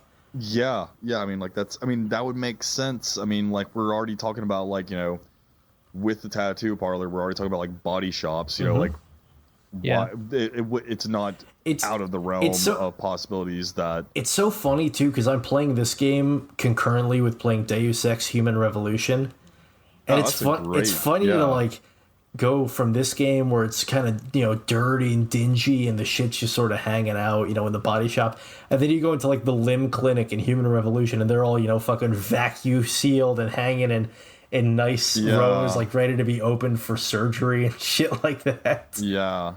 There's a stark difference in the presentation for sure. And this game is just like so like gory. That's the thing that upsets me the most about it.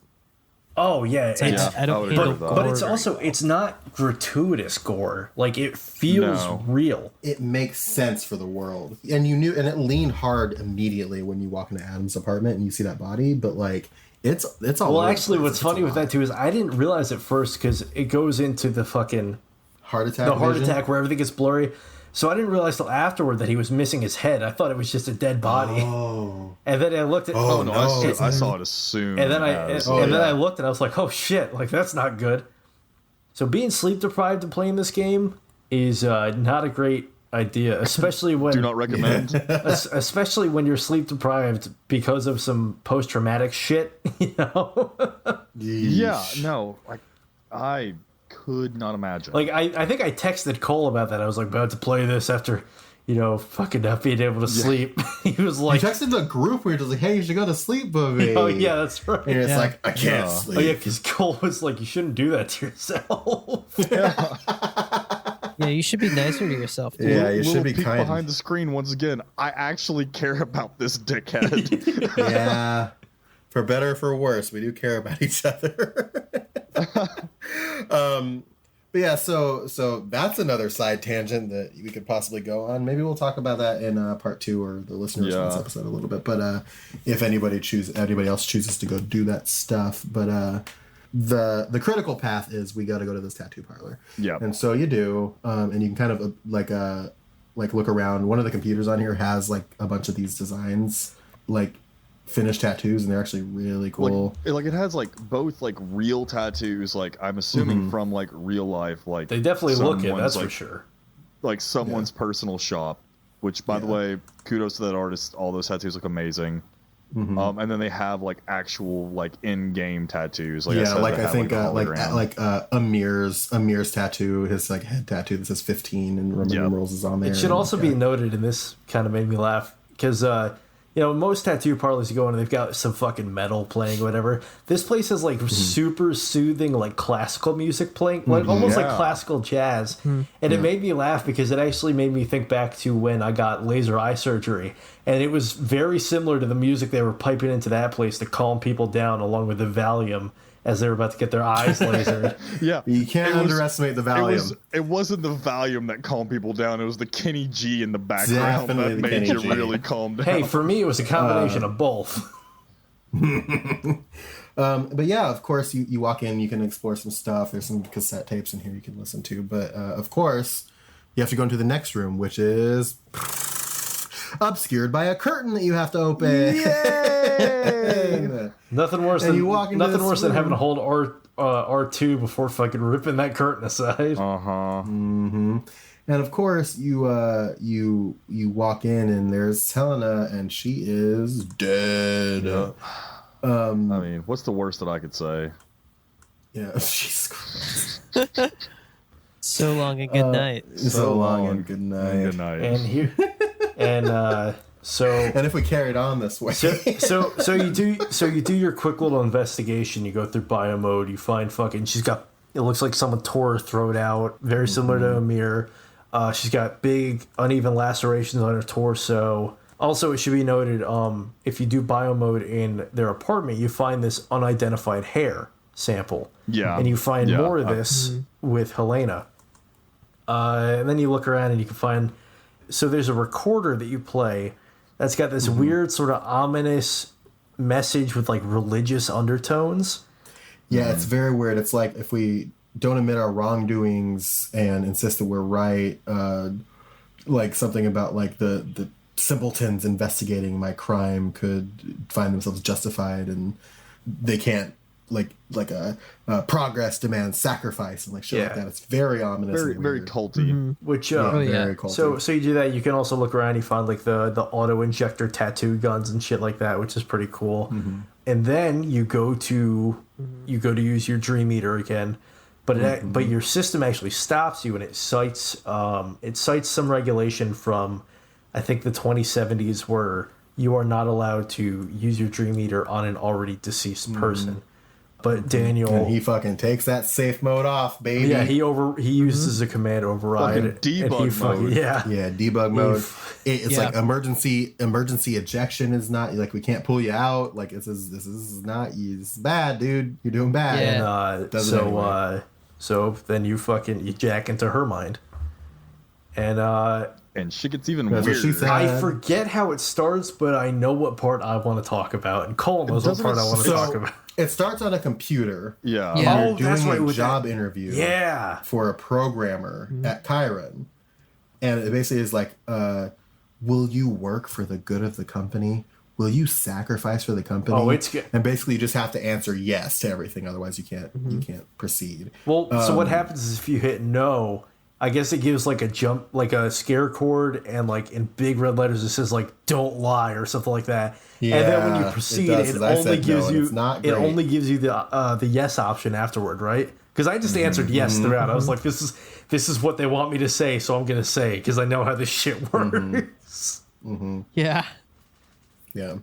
The big and we'll obviously we're going to talk about like the experience through this part, but like the big key that you need to know about this is there are two things that happen. Is that at some point you jump to, I think, Daniel's memories. And they start to cross over a because little bit. They start to Yeah. cross over, and you find out about how Adam's mom was in the hospital and they were doing this procedure to like fix her, and it obviously didn't work. And so you find out about that, and then you also find that Helena is working for Adam, sneaking secrets out of Chiron so that he could do something. Well, I was gonna say before we get into that, when you go into their apartment, when you first investigate a mirror, you find her ID card. yeah, And you do, on the she's desk like before you go to the she's like a curtain. junior programmer for this company or something. So yeah, and that leads into a little bit of very scarily resulting corporate espionage. Ooh, just the Yeah. worst kind of corporate espionage. But you basically the way that this fucking area starts is you're walking after you answer yes all bunch to the computer, you start walking, you walk into like this very dark, empty office place, and then the lights just flash on, And then it's like a all of the bunch of shadow shadow people people. are just rushing around working and doing shit, and y'all. So Yeah. so have you guys stopped and listened to like the announcements that play overhead while it's going? Nope. It's some shit out of like They Live. It's like, a hard worker is a happy worker. Work hard to provide for yourself. Work hard to provide for your family. Work hard to provide for the corporation. And then there's like, and then to get even more into 1984, they've got the big fucking wall display with a bunch of fucking, not even subliminal messages with shit like that. And then if you look at the ceiling, there are cameras every few feet just so they can monitor their workers. Like these guys took the subject matter and fucking ran with it. Yeah. Then there's another part. So you walk through this office and you wind up going through the break room, and there's one person in the break room that is not a shadow person. You walk up to it and it forces you backwards and it goes dark in the office again. You don't remember that? Don't. You got to remember, I was up at yeah, like 28 hours straight at this point. That's true. Yeah, it's a mirror. It forces you backwards, and it's just a mirror in that dark area. Because he's like sitting, right? And he's complaining about soup, and then he like gets up and like throws the table. And if you turn around, that weird snake claw thing like slithers that thing scared the fuck out of me the first 5 times it showed up. Jesus Christ. So you see that thing and you follow it, and you have to kind of like walk through the office, and it's dark again. All the screens are flashing. It's not cool. Nope. And then after a certain point, you you kind of walk up and you see this like big monster thing, and it rushes you. Yep, he sure does. Disappears. Uncool. Yeah. And then, is this where we get into the part that I was talking to you during, Cole? Sure was. So, it was funny because, well, I'll let you start this out. So then it does a cut to you're back in front of a computer, and the only option is download. So you have to hold R2 and it fucking downloads. Like it's basically downloading to a floppy disk, it feels like. I just want to throw this out there before you continue. I got to this point, got killed, put the controller down, said, fuck this for the night. So I had a similar experience with that. So once you do that, all of a sudden the screen shakes. There's this very deep booming sound. This god-awful but also awesome soundtrack starts playing where it just sounds like someone is just running the fucking whatever the thing for a violin is called over the strings, just all disconcerted, and you're getting stalked. Is it a bow? Dude, I'm not musical, you know this. Yeah, the bow.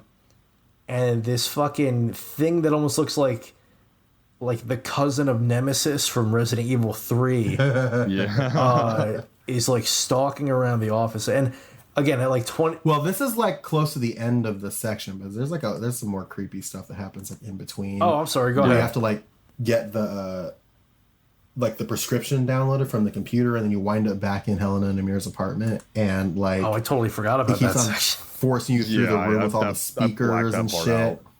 It like forces you through all these rooms where all these speakers and like washers like booming, like they're washing machines, but they're acting like speakers, and it's just like booming music at you, and it's like distorting your vision.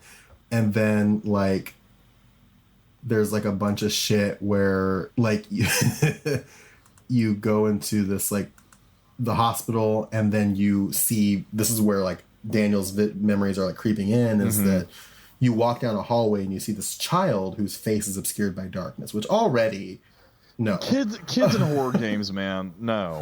Yeah. You and guys then you must walk have up to loved him and the he asks TV you if section mom's going then. to be all right, and you realize that this is Adam. This is Daniel's memory. Now, why? What's going on? It's probably because he did a thing that he's not supposed to do.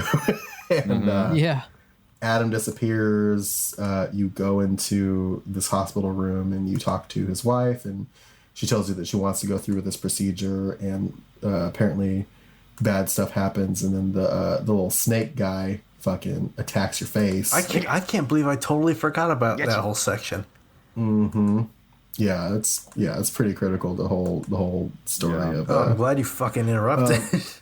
Yeah. and that's when then we get into the office and you're supposed to download this stuff, and this fucking guy. Can I hop in before Zach continues here? Yeah. Because I have to tell this little anecdote. Because, like I said, I got killed by this thing and I put the controller down, right? So I'm talking to Zach. Like, we're just like texting back and forth. And I think this was around the time like where you were staying up for that late. It was. And so I was like, dude, like, where are you? And we figured out that we were at the same part. And I was like, dude, I got killed by that thing and I put the controller down. He's like, yeah, I did the same thing, but then I went back to it, and then I got to the second one. I was like, "There's fucking 2 of them." Yeah, so you have to sneak. So the first part, you walk into this room, and it's a smaller office, and you have to get into this hallway that this thing comes out of. And then there's a bigger office area, and you have to get to the opposite end of the area and get into this like green like hole to like get to the next area, and then you have to get to the third area, which is like where you download these documents and data from these different points terminals. And he's skulking around all of them. But yeah, so this thing is, like I said, it looks almost like a cousin of Nemesis from Resident Evil 3. Its face is all like sloughed off, and its eyes and mouth are glowing. It's got like a club for an arm. It sure does. And being up for as long as I did, this combined with the music and the headphones and all that, it was my mind was like ready to snap.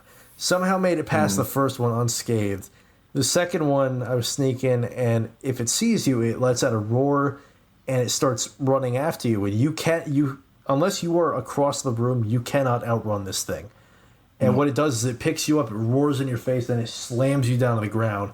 And all while this stomps your ass. All while this fucking horrifying, but at the same time awesome, like violin cello music is going.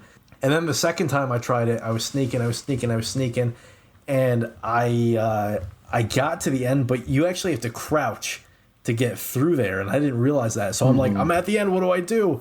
And this thing runs up and it grabs me, does it, and literally like it just sent this shudder through my body. And in the video, you can hear me go, I'm gonna take a break now. So I actually, the first part was like, oh god, it's scary. The second part, I like couldn't figure out the path, and it took me a second to realize that like the light that it emits is its field of vision. Yeah, it's like a cone, kind of like classic Metal Gear Solid, where there's a cone of vision, and if you stay outside of that cone, it won't see you. But it's just displayed physically on the screen as like a cone of light, and I didn't realize that at first, and so I kept on getting my ass like got basically, and after a couple times, I was just like, "Fuck, this isn't even scary anymore." Hey, I hate this. And that's what I came to realize too when I played it after I actually got some sleep, was the section was almost like laughably easy. I mean, to the point where like for the second part, the thing fucking saw me and I just sprinted to the exit and like crouched and got through and I was fine.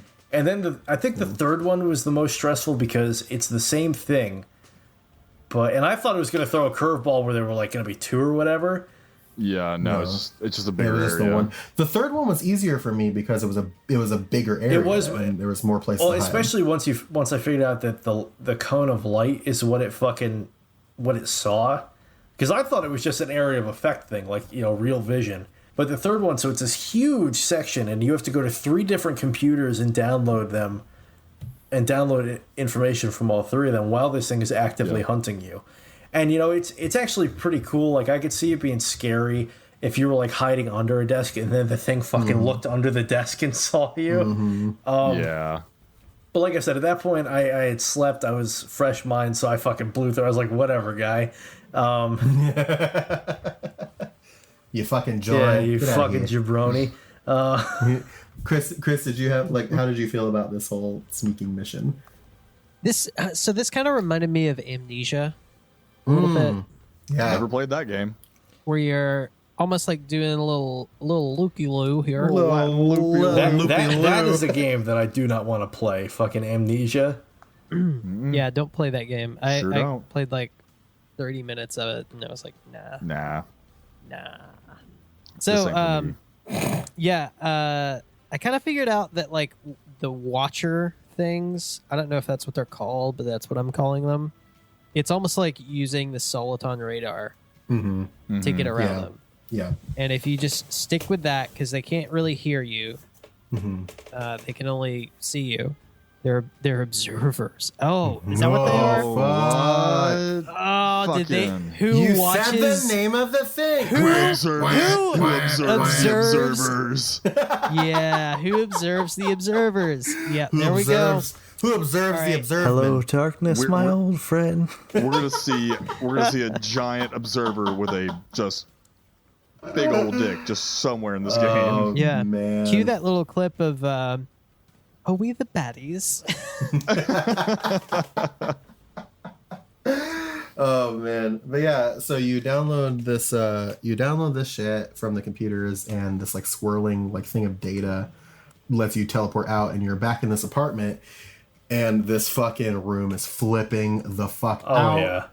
Imagine like Gary's mod with the physics turned all the way up, and like everything has the fucking rocket packs attached to it. And again, the room's fucking screaming at you. The things like floorboards are exploding. It's very unsettling. And then you have to like take this computer monitor with a cable underneath it and like drag it around, and it's like this crying baby. This part fucked me up when you're holding purely it. because of like the crying and the screaming kids and all that. Yep, same And thing. the fact that it would not stop. Nope. Did you see when you plug it into a wall? I think I remember seeing on one of the monitors that if you plug it into a wall to open the door, the monitor will flash "Don't leave me" with a sad face on it. That's the very last one. Yeah. Oh, it is the last one, isn't it? Yeah, because it flashes red. You're having to like. Because when you're holding on to it, the kids are laughing and they sound like they're playing and all that. Yeah. But it's when you're not holding on to it or when you plug it in and you walk away, that's when the crying and the baby screaming starts and all that. And I think starts coughing at one point, which fucked with me. Yeah, anything to do with like kids being sick or being hurt, that fucks with me on a whole different level. Yeah, it's not great. But yeah, so you have to like card it. You plug it into doors open. You walk through. You take it with you, and then you plug it into this like big giant panel, and you hear this conversation that Helena and Adam are having about like what they're doing, basically. Adam or Amir?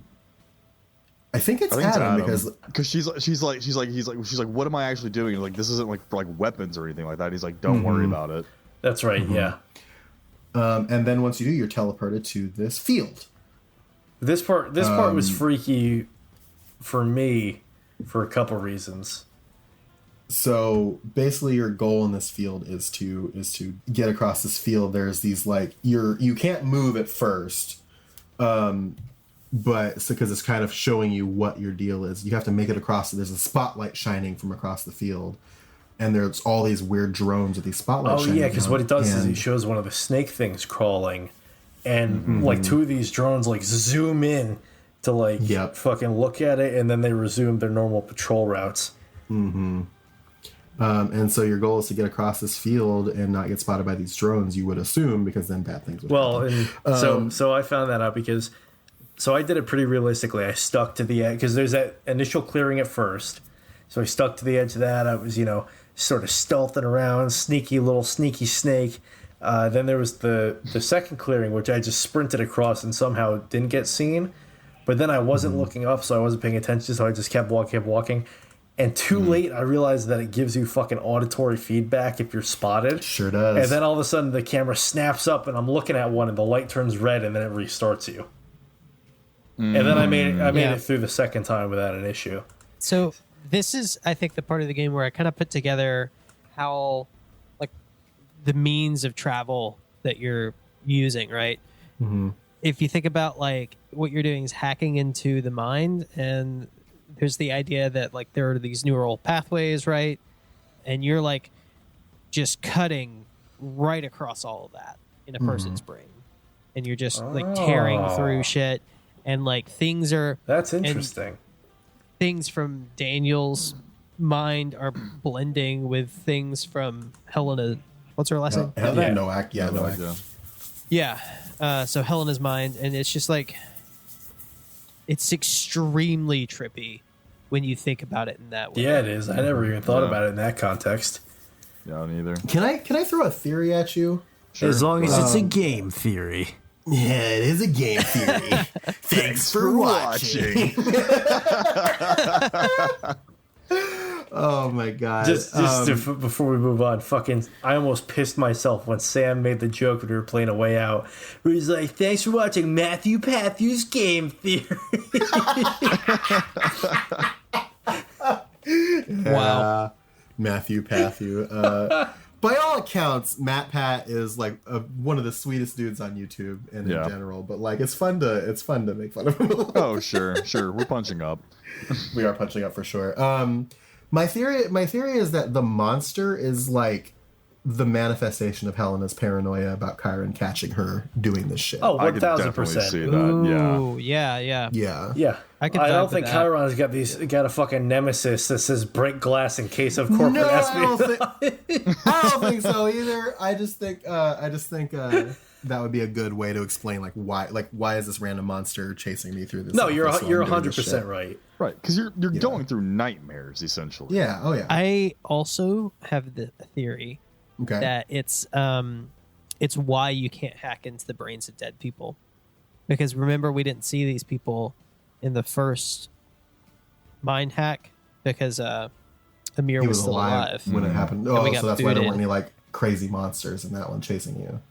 Yeah, it's like when a person dies, there's like brain death, where like Yeah. the body starts to decay and shut down, and Oh, like and that may be it why. adds like that level of instability because you don't Yeah. have. Are you saying it's like the degeneration, like of Yeah. the Yeah. body, like that you're Yeah. dealing with? Because that does make sense because the further you got into Mirror's mind, the crazier it got. Because he was which dying. like the closer to death he was getting. Yeah. Right. So like, and that actually makes a lot of sense because my technically second dreamscape that I went through, the person is alive and essentially conscious through most of it.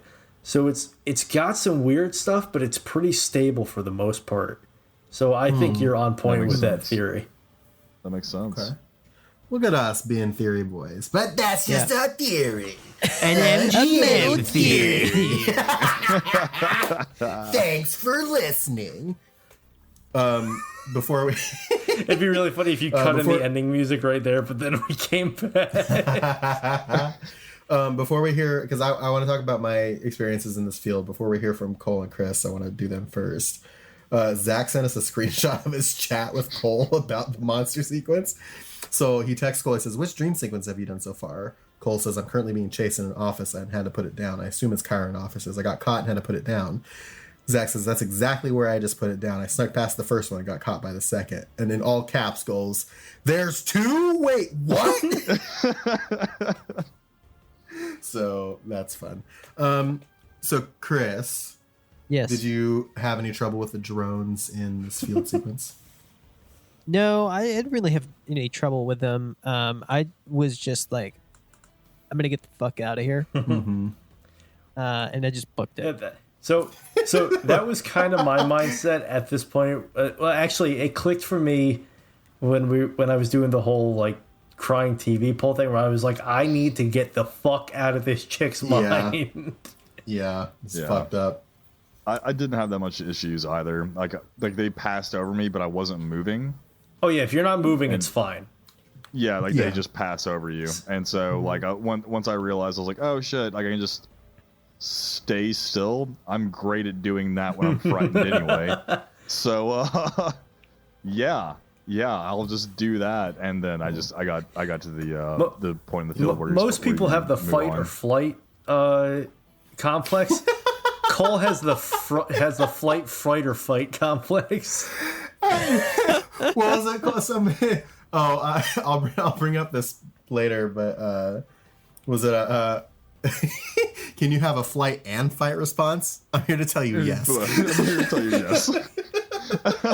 So Sam, how did you handle the field? So I was in like this state of like I need to get the fuck out of here. A little portion of my brain recognized that these things are dangerous and I can't get caught by them, but the rest of my brain was just like, fuck this, and I sprinted in a straight line, and they all stayed off to the side. I didn't get caught. That's once, funny. and I was Yeah, like, I wonder if it's randomized because like mine, they started in like a pretty they were just going in concentric circles, but as I kept going more, they started sort of like randomizing their patterns. So like you'd have one going like this, and then all of a sudden it'd be zigzagging, and another one would be doing smaller circles, kind of near that. So I did the whole thing sort of like not watching where I was going, but like looking up to make sure that I wasn't gonna be like spotted. And then as one would pass over, I'd look to get my bearings as to where I had to go, and then I'd keep going, looking up. God. But yeah, your end goal is this beam of light, and it's another computer that you Yeah, it's a download, random and fucking cubicle out in the middle of this field. Yeah. Which, by the way, it's a field of like what would at first appear to be wheat, but then as you look at it, it's almost like it almost looks like VHS tape. Yeah, like celluloid. Is Yeah, that what it that's looks called? I think so. Film. Like, Okay. It looks like, yeah. But yeah, you're right. It does kind of, it says like weird, again, it's weird, like techie, freaky looking shit. But yeah, so you download the last thing and you flash back to the computer you did the test on, and you talk to Adam, and they're talking back and forth about how like, I'm paranoid, they're watching me. Adam's like, you're fine. Nobody's onto you. They would have Don't already worry done about something it. if they were. Exactly.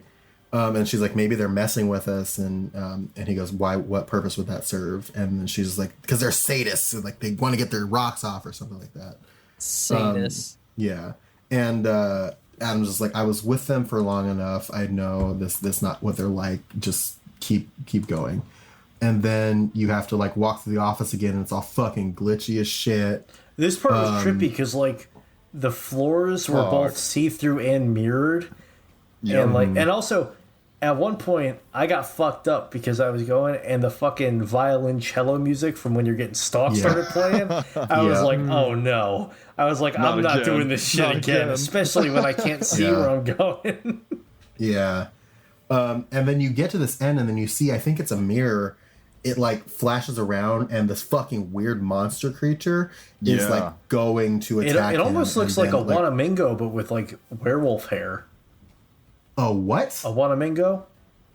No, I don't. A what? What? No, a Wendigo? No, there's another one. Hold on. A Wanamingo. In fact, I don't want a mango. Wanamingo. Yeah, I'm good without the mango. Wanamingo. Don't you want a Wanamingo? Don't you want a... Oh, god damn it. You're right. It was a Wendigo. I was thinking of the thing from Fallout. A Wanamingo? Oh, yeah, Wanamingo is from Fallout 2. My bad. Yeah, a Wendigo is what I was thinking of. But yeah, so you see this Wanamingo attack Amir. That's the title of this episode, Wanamingo. Wanamingo. But yeah, so you see this thing, and then you walk through more TVs, and like it's interspersed with like these like very strange, like very terrifying like close-ups of I think Helena's face in the dark, and it's really not cool. But like post being fucked up. Mm-hmm. And then you and then you walk through more TVs. You go through another like club scene. You walk through some more TVs. A fucking pigeon falls from the sky and like crashes in front of you. You walk. Oh, that was fucked up. If you stay there, more pigeons fall and they start to pile up. Really? Yeah, like every 4 or 5 seconds. What is it with you in staying places that you obviously shouldn't be staying? Because I listen, man, I'm so scared but infatuated by this game that I like have to like try to take in as much as I can. Also, I sent what a fucking Wanamingo looks like to the group chat, and I still think it'd be pretty scary if one of those fucking things jumped through the window at you. What? It looks like a... Oh, God. What was that Stephen King... it looks like a Langolier, but with legs. Yeah, a Langolier, but with, like, arms and legs. Like little, like, Kermit arms. Oh, man. That's like Nega Pac-Man. Yeah. Nega Pac-Man. But yeah, you walk past the birds, you walk into another room, and then, like, the lights turn on, and suddenly you see a mirror in a chair, and he's flipping out, and the computer says, you don't lie to us again from that part earlier. And then you appear outside of the tattoo shop. And isn't there, and this could be my brain just freaking out, but wasn't there a giant pigeon on top of the tattoo shop? Okay. Yeah. Okay, cool. I'm glad I didn't just invent that in my weird, scared brain. Unlike the giant BTs, I saw the giant pigeon. Okay, cool. And then you work into the tattoo shop and you see Helena kind of like frozen in the hallway and she's running from something. She keeps yelling 3615. Mm-hmm, which is a password that you need. And then, that might be important.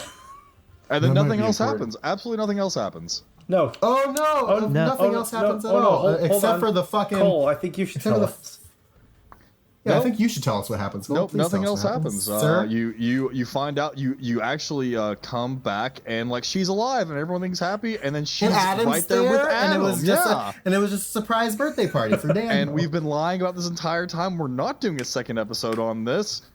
The game game's was over. Everyone's happy. Lazarski and Adam and Helena all go to a My Chemical Romance concert. They all become Class A citizens. It's just a really happy. A Wanamingo is right behind you, it's like actively attacking. Yeah, and it's very scary and not okay. And then you get booted from Helena's head, and it's really fucked up at that point. Well, it's like he's glitched. His eyes are glitching. You have to take some synchrosine. He's like chanting, "I am in control. I am in control." Yeah. As he's and standing let's not up forget, and, kids, what did Adam say at the end of his phone call with us in the beginning? Want a mango? Don't you want a mango? Wanna mango? Don't you wanna? You are. He says you are not in control, which is uncool. Freaky. Foreshadowing. Yeah. Then you have this code, and on the back of Helena's tattoo chair is a pin pad. You enter that code that we got from the end of the dream sequence, and the secret door opens, and then it's time to explore the basement of the tattoo parlor, which is totally normal. Which is totally normal, and nothing happens, and Nothing we're going to happens at talk all. about it next time. So, how are you boys feeling? How do you Will feel Cole right have a panic attack? now? Probably. Probably. Did Sam have an anxiety attack during the Helena Nowak sequence? He sure did. Yeah. That makes two of us, buddy. My anxiety attack didn't come during that. I mean, it was like earlier on in the game, but will I probably have another one? Most assuredly so, yes. Oh no, I played this game in 2 chunks. I did from the beginning up until right after Amir's sequence, and then from then to literally right after Helena's sequence. And I had a panic attack both times. Yeah. That's about what I did, actually. Yeah. But mine was I 3 got because I down- stopped during the second Right, thing, after and then the I went all the stealth way section. to actually past where we are now. But The reason why I was suggesting that we stop it here is because when I last played it, I got through that part and got to like the basement, and I looked through the door and I was like, yeah, I'm gonna quit. I'm gonna stop right fucking here. All right, no more. We're not giving it away. Next time, we're going to finish up our discussion of Observer. We're going to play the game. Some of us, if we're brave enough, might go back and do some of that side shit, because now we know that there is side shit. By some of us, they mean everyone but Cole. I'm gonna keep exploring every nook and cranny that I can. Thank you again to Warren.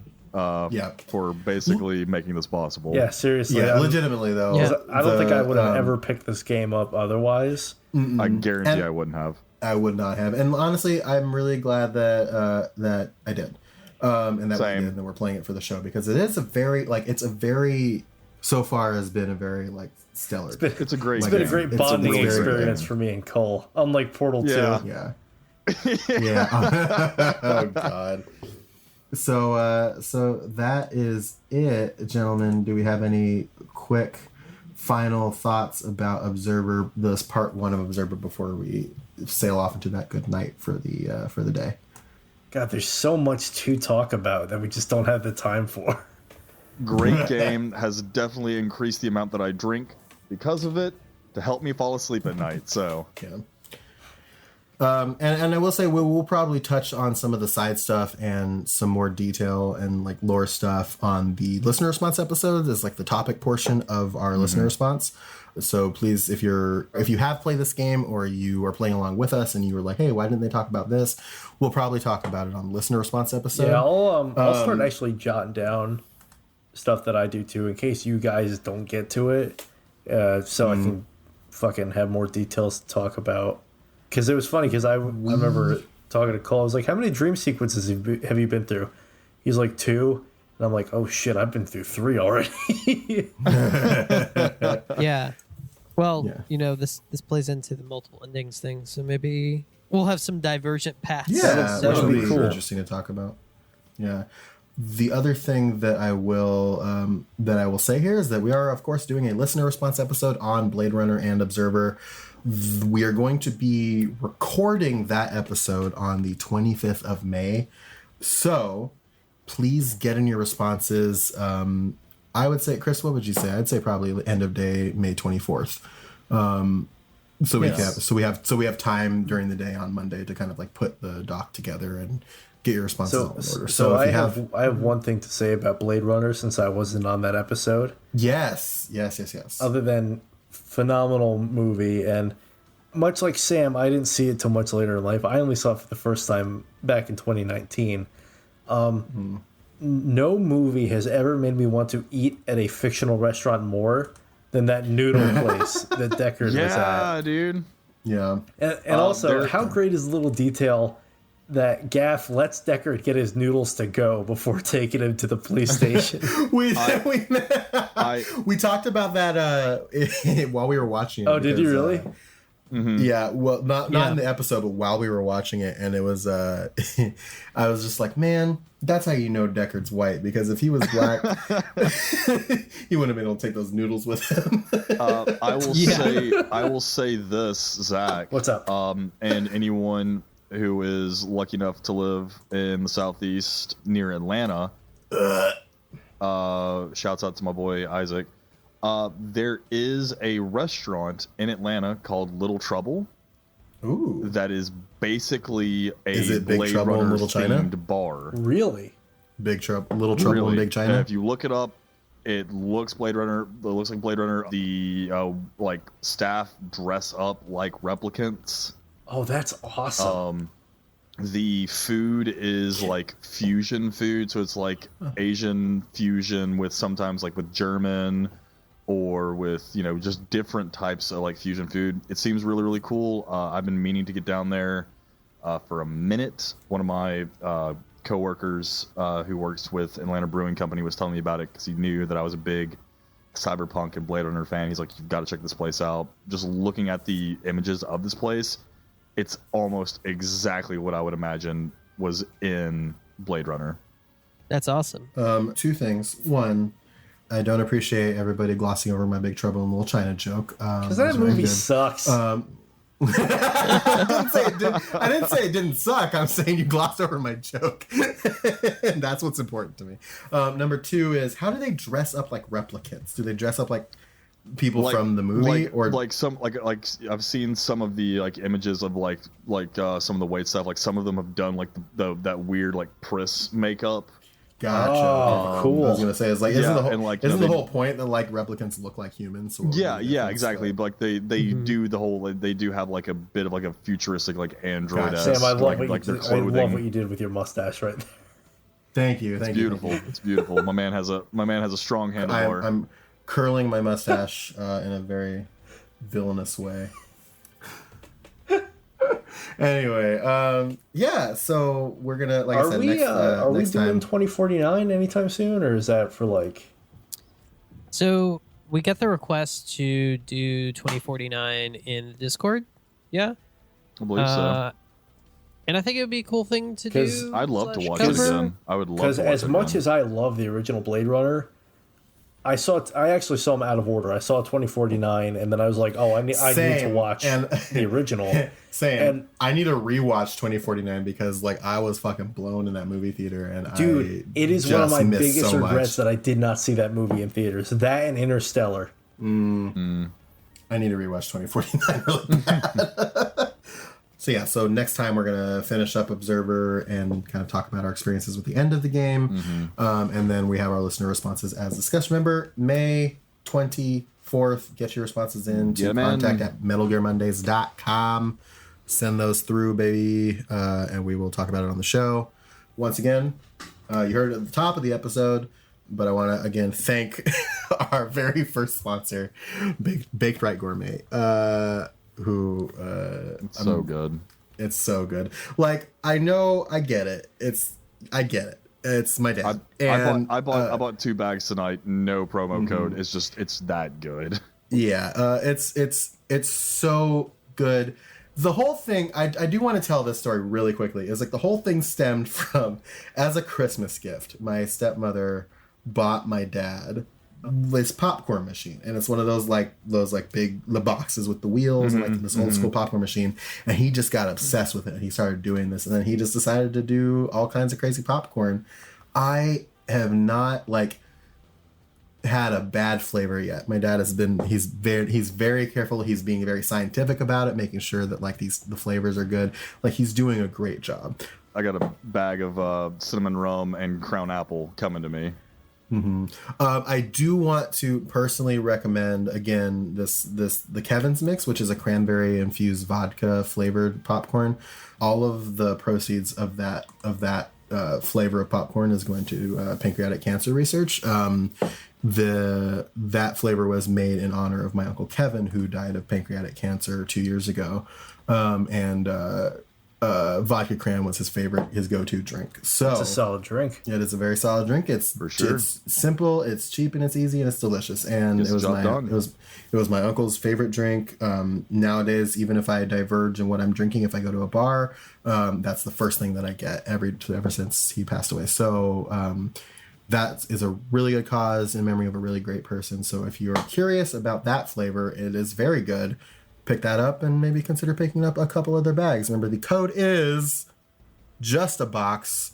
It's going to be going for 2 weeks, so that promo code is good for one use, 15% off of your order through the 10th. I believe it ends on the 11th. So go and act today, and $40 or more if you buy a bunch of popcorn is free shipping. So, and my dad is super Johnny on the spot about getting those things sent out. He really is. So I've been doing some backdoor deals, and I have another sponsor for us.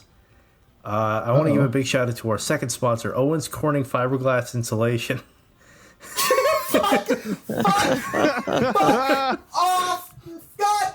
Use promo code Stop the Fury for 20% off your first roll of Owens Corning Fiberglass Insulation. What the fuck? How do you do this shit to me every time?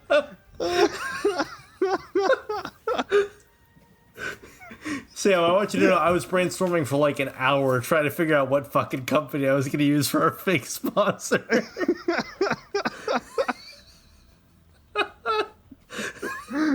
Oh, God. You can find us on the internet. So again, that's Stop the Fury for 20% off your first roll of 200 feet of thermobarrier insulation. Shut the fuck I'm gonna up. fucking deck you in that whenever I see you. Oh my god. MetalGearMondays.com, Facebook, Metal Gear Mondays, Twitter at Metal Gear Monday, Patreon.com/Metal Gear Mondays, Patriot Club, extra podcasts, other things, Discord. Yeah, you get it. And for real, Cole, plug of mine. If you want to watch myself and Chris go through the Gears of War series, myself and Sam marathon through A Way Out, and myself and Cole bumble through Portal 2 co-op, which it truly every is. third episode his fucking PC dies, and the episode either ends or is interspersed with the sound of my phone ringing, followed by him going, "It happened again." That's on Maverick Rooster on YouTube. Yeah. And shout out to these guys for putting up with me for fucking all these hours of. I think Sam and I marathon like 5.5 hours for fucking A Way Out. Through A Way Out, yeah, in like 5-6 hours. Like it was a lot of fun. Which that had some of the funniest moments that I've had in a while. So. Oh, it's so good, so good. Do you want to while we're plugging your stuff? Do you want to tell them the rest of your social stuff? I'm actually downsizing my social media footprint right now, so I don't know what's going to be up still by the time the episode comes out. Perfect. I'd say the only other solid one will be author Zach James on Instagram. Okay. What about you, Cole? Where can they find you on the internet? You can find me on Instagram at Subterranean Homesick Brews, on Twitter at I am Cole Duncan. Same thing for PSN. And hey, while you are on our Facebook, on Metal Gear Mondays on Facebook, our sweet boy Chris did a really awesome thing where you can give us some feedback directly. Just let us know. Yeah. We want to continue to make the show amazing. So just go ahead and drop a line there. Chris, what about you? Let's see. Am I on the internet? Yeah. What do you know? I am not. He always anymore. comes in. It's so he always weird. comes in with like that low key comedy where it's just like you're not expecting it, and then he just says something and it's hilarious. It's like, Find me on EastNashvilleRayBands.com. find me on God. OnlyFans. I'm doing a sale. Oh, that's right. on our Chris does have an monthly OnlyFans now. He does have an OnlyFans, yeah. Yeah. I do, actually. OnlyFans.com/ChrisChan Redux. Yeah, you can just see me dress up like Cloud in the wool market. He does I'm it. in the background dressed up like Tifa. He does it like a fucking 80s montage where he just comes in and out of various fucking cosplay things. A pretty woman plays. And Zach is dressed up like Jules. Yeah. I don't even know. I've never played a Final Fantasy game. I don't know. I'll send you a picture later. Yeah. Are you on the internet, Chris? Chris Hampton II. That's Instagram, Twitter, Facebook. Proto Dude is PSN and Xbox. Just pop in the Discord. You can find me there too. I don't know. Yeah, Notice me, senpai. Notice me. Oh, LinkedIn. Yeah, my LinkedIn is just David Hampton. If you order a chai latte at your local coffee shop and whisper "keep on keeping on" into it, Chris will appear. No, it's got to be a dirty chai. He appears out of the dirty chai. Yeah. Not even from well, behind you have to say drink. "keep on keeping on" 3 times, and that's when he appears. Yeah, he's like in a dark bathroom mirror. Keep on keeping on. Keep on keeping on. Keep on keeping on. Ah! And you can find me on Twitter and Instagram at Sanjul. That's SANJUUL. I'm also doing YouTube, and I'm actually making videos on YouTube again. bit.ly/Sam does a thing. I'd appreciate a subscription and for you to watch my shows. Definitely drop Sam a subscription because he's got some. I fucking watched like the first 20 minutes of that playthrough you did for your Q1 thank you video. Oh, your fucking commentary was on point, dude. The 10 offensive. This guy wants me to be a janitor. Fuck out of here. I did with the help of Cole and some other really cool people. I made an Animal Crossing documentary about Zipper the bunny and how he ruined Animal Crossing. I need to watch this. His name anymore. It's really good. I'm like I don't like. I'm not a big fan of talking up my shit that I do, but I'm more comfortable doing it because I did it with a bunch of people that are very good, and it was very funny. So I consider watching that. I'm doing other videos. I just bought, if you're looking forward to me ruining my life, I just bought this Carolina Reaper beef jerky that I'm going to eat and then do a video about something. And I hope to receive your continued support. Jeez. I couldn't handle that heat. Yep. Just like I couldn't handle the heat of summer before I installed that Owens Corning fiberglass insulation. Sam's done.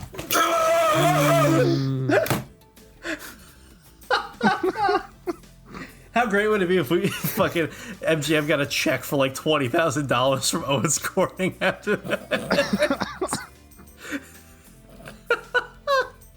I think we'll get a bill for liability. Zach, just curious. I'm in the market for some new insulation. Actually, I know what you're doing, and I'm gonna punch you in the fucking throat. I swear to God. So if I use the promo code Stop the Fury, you get 20% off your first roll of 200 of rain protected insulation. God damn it! God damn it! If I already used the promo code Stop the Fury and ordered some, how would it come? It would come in just a box.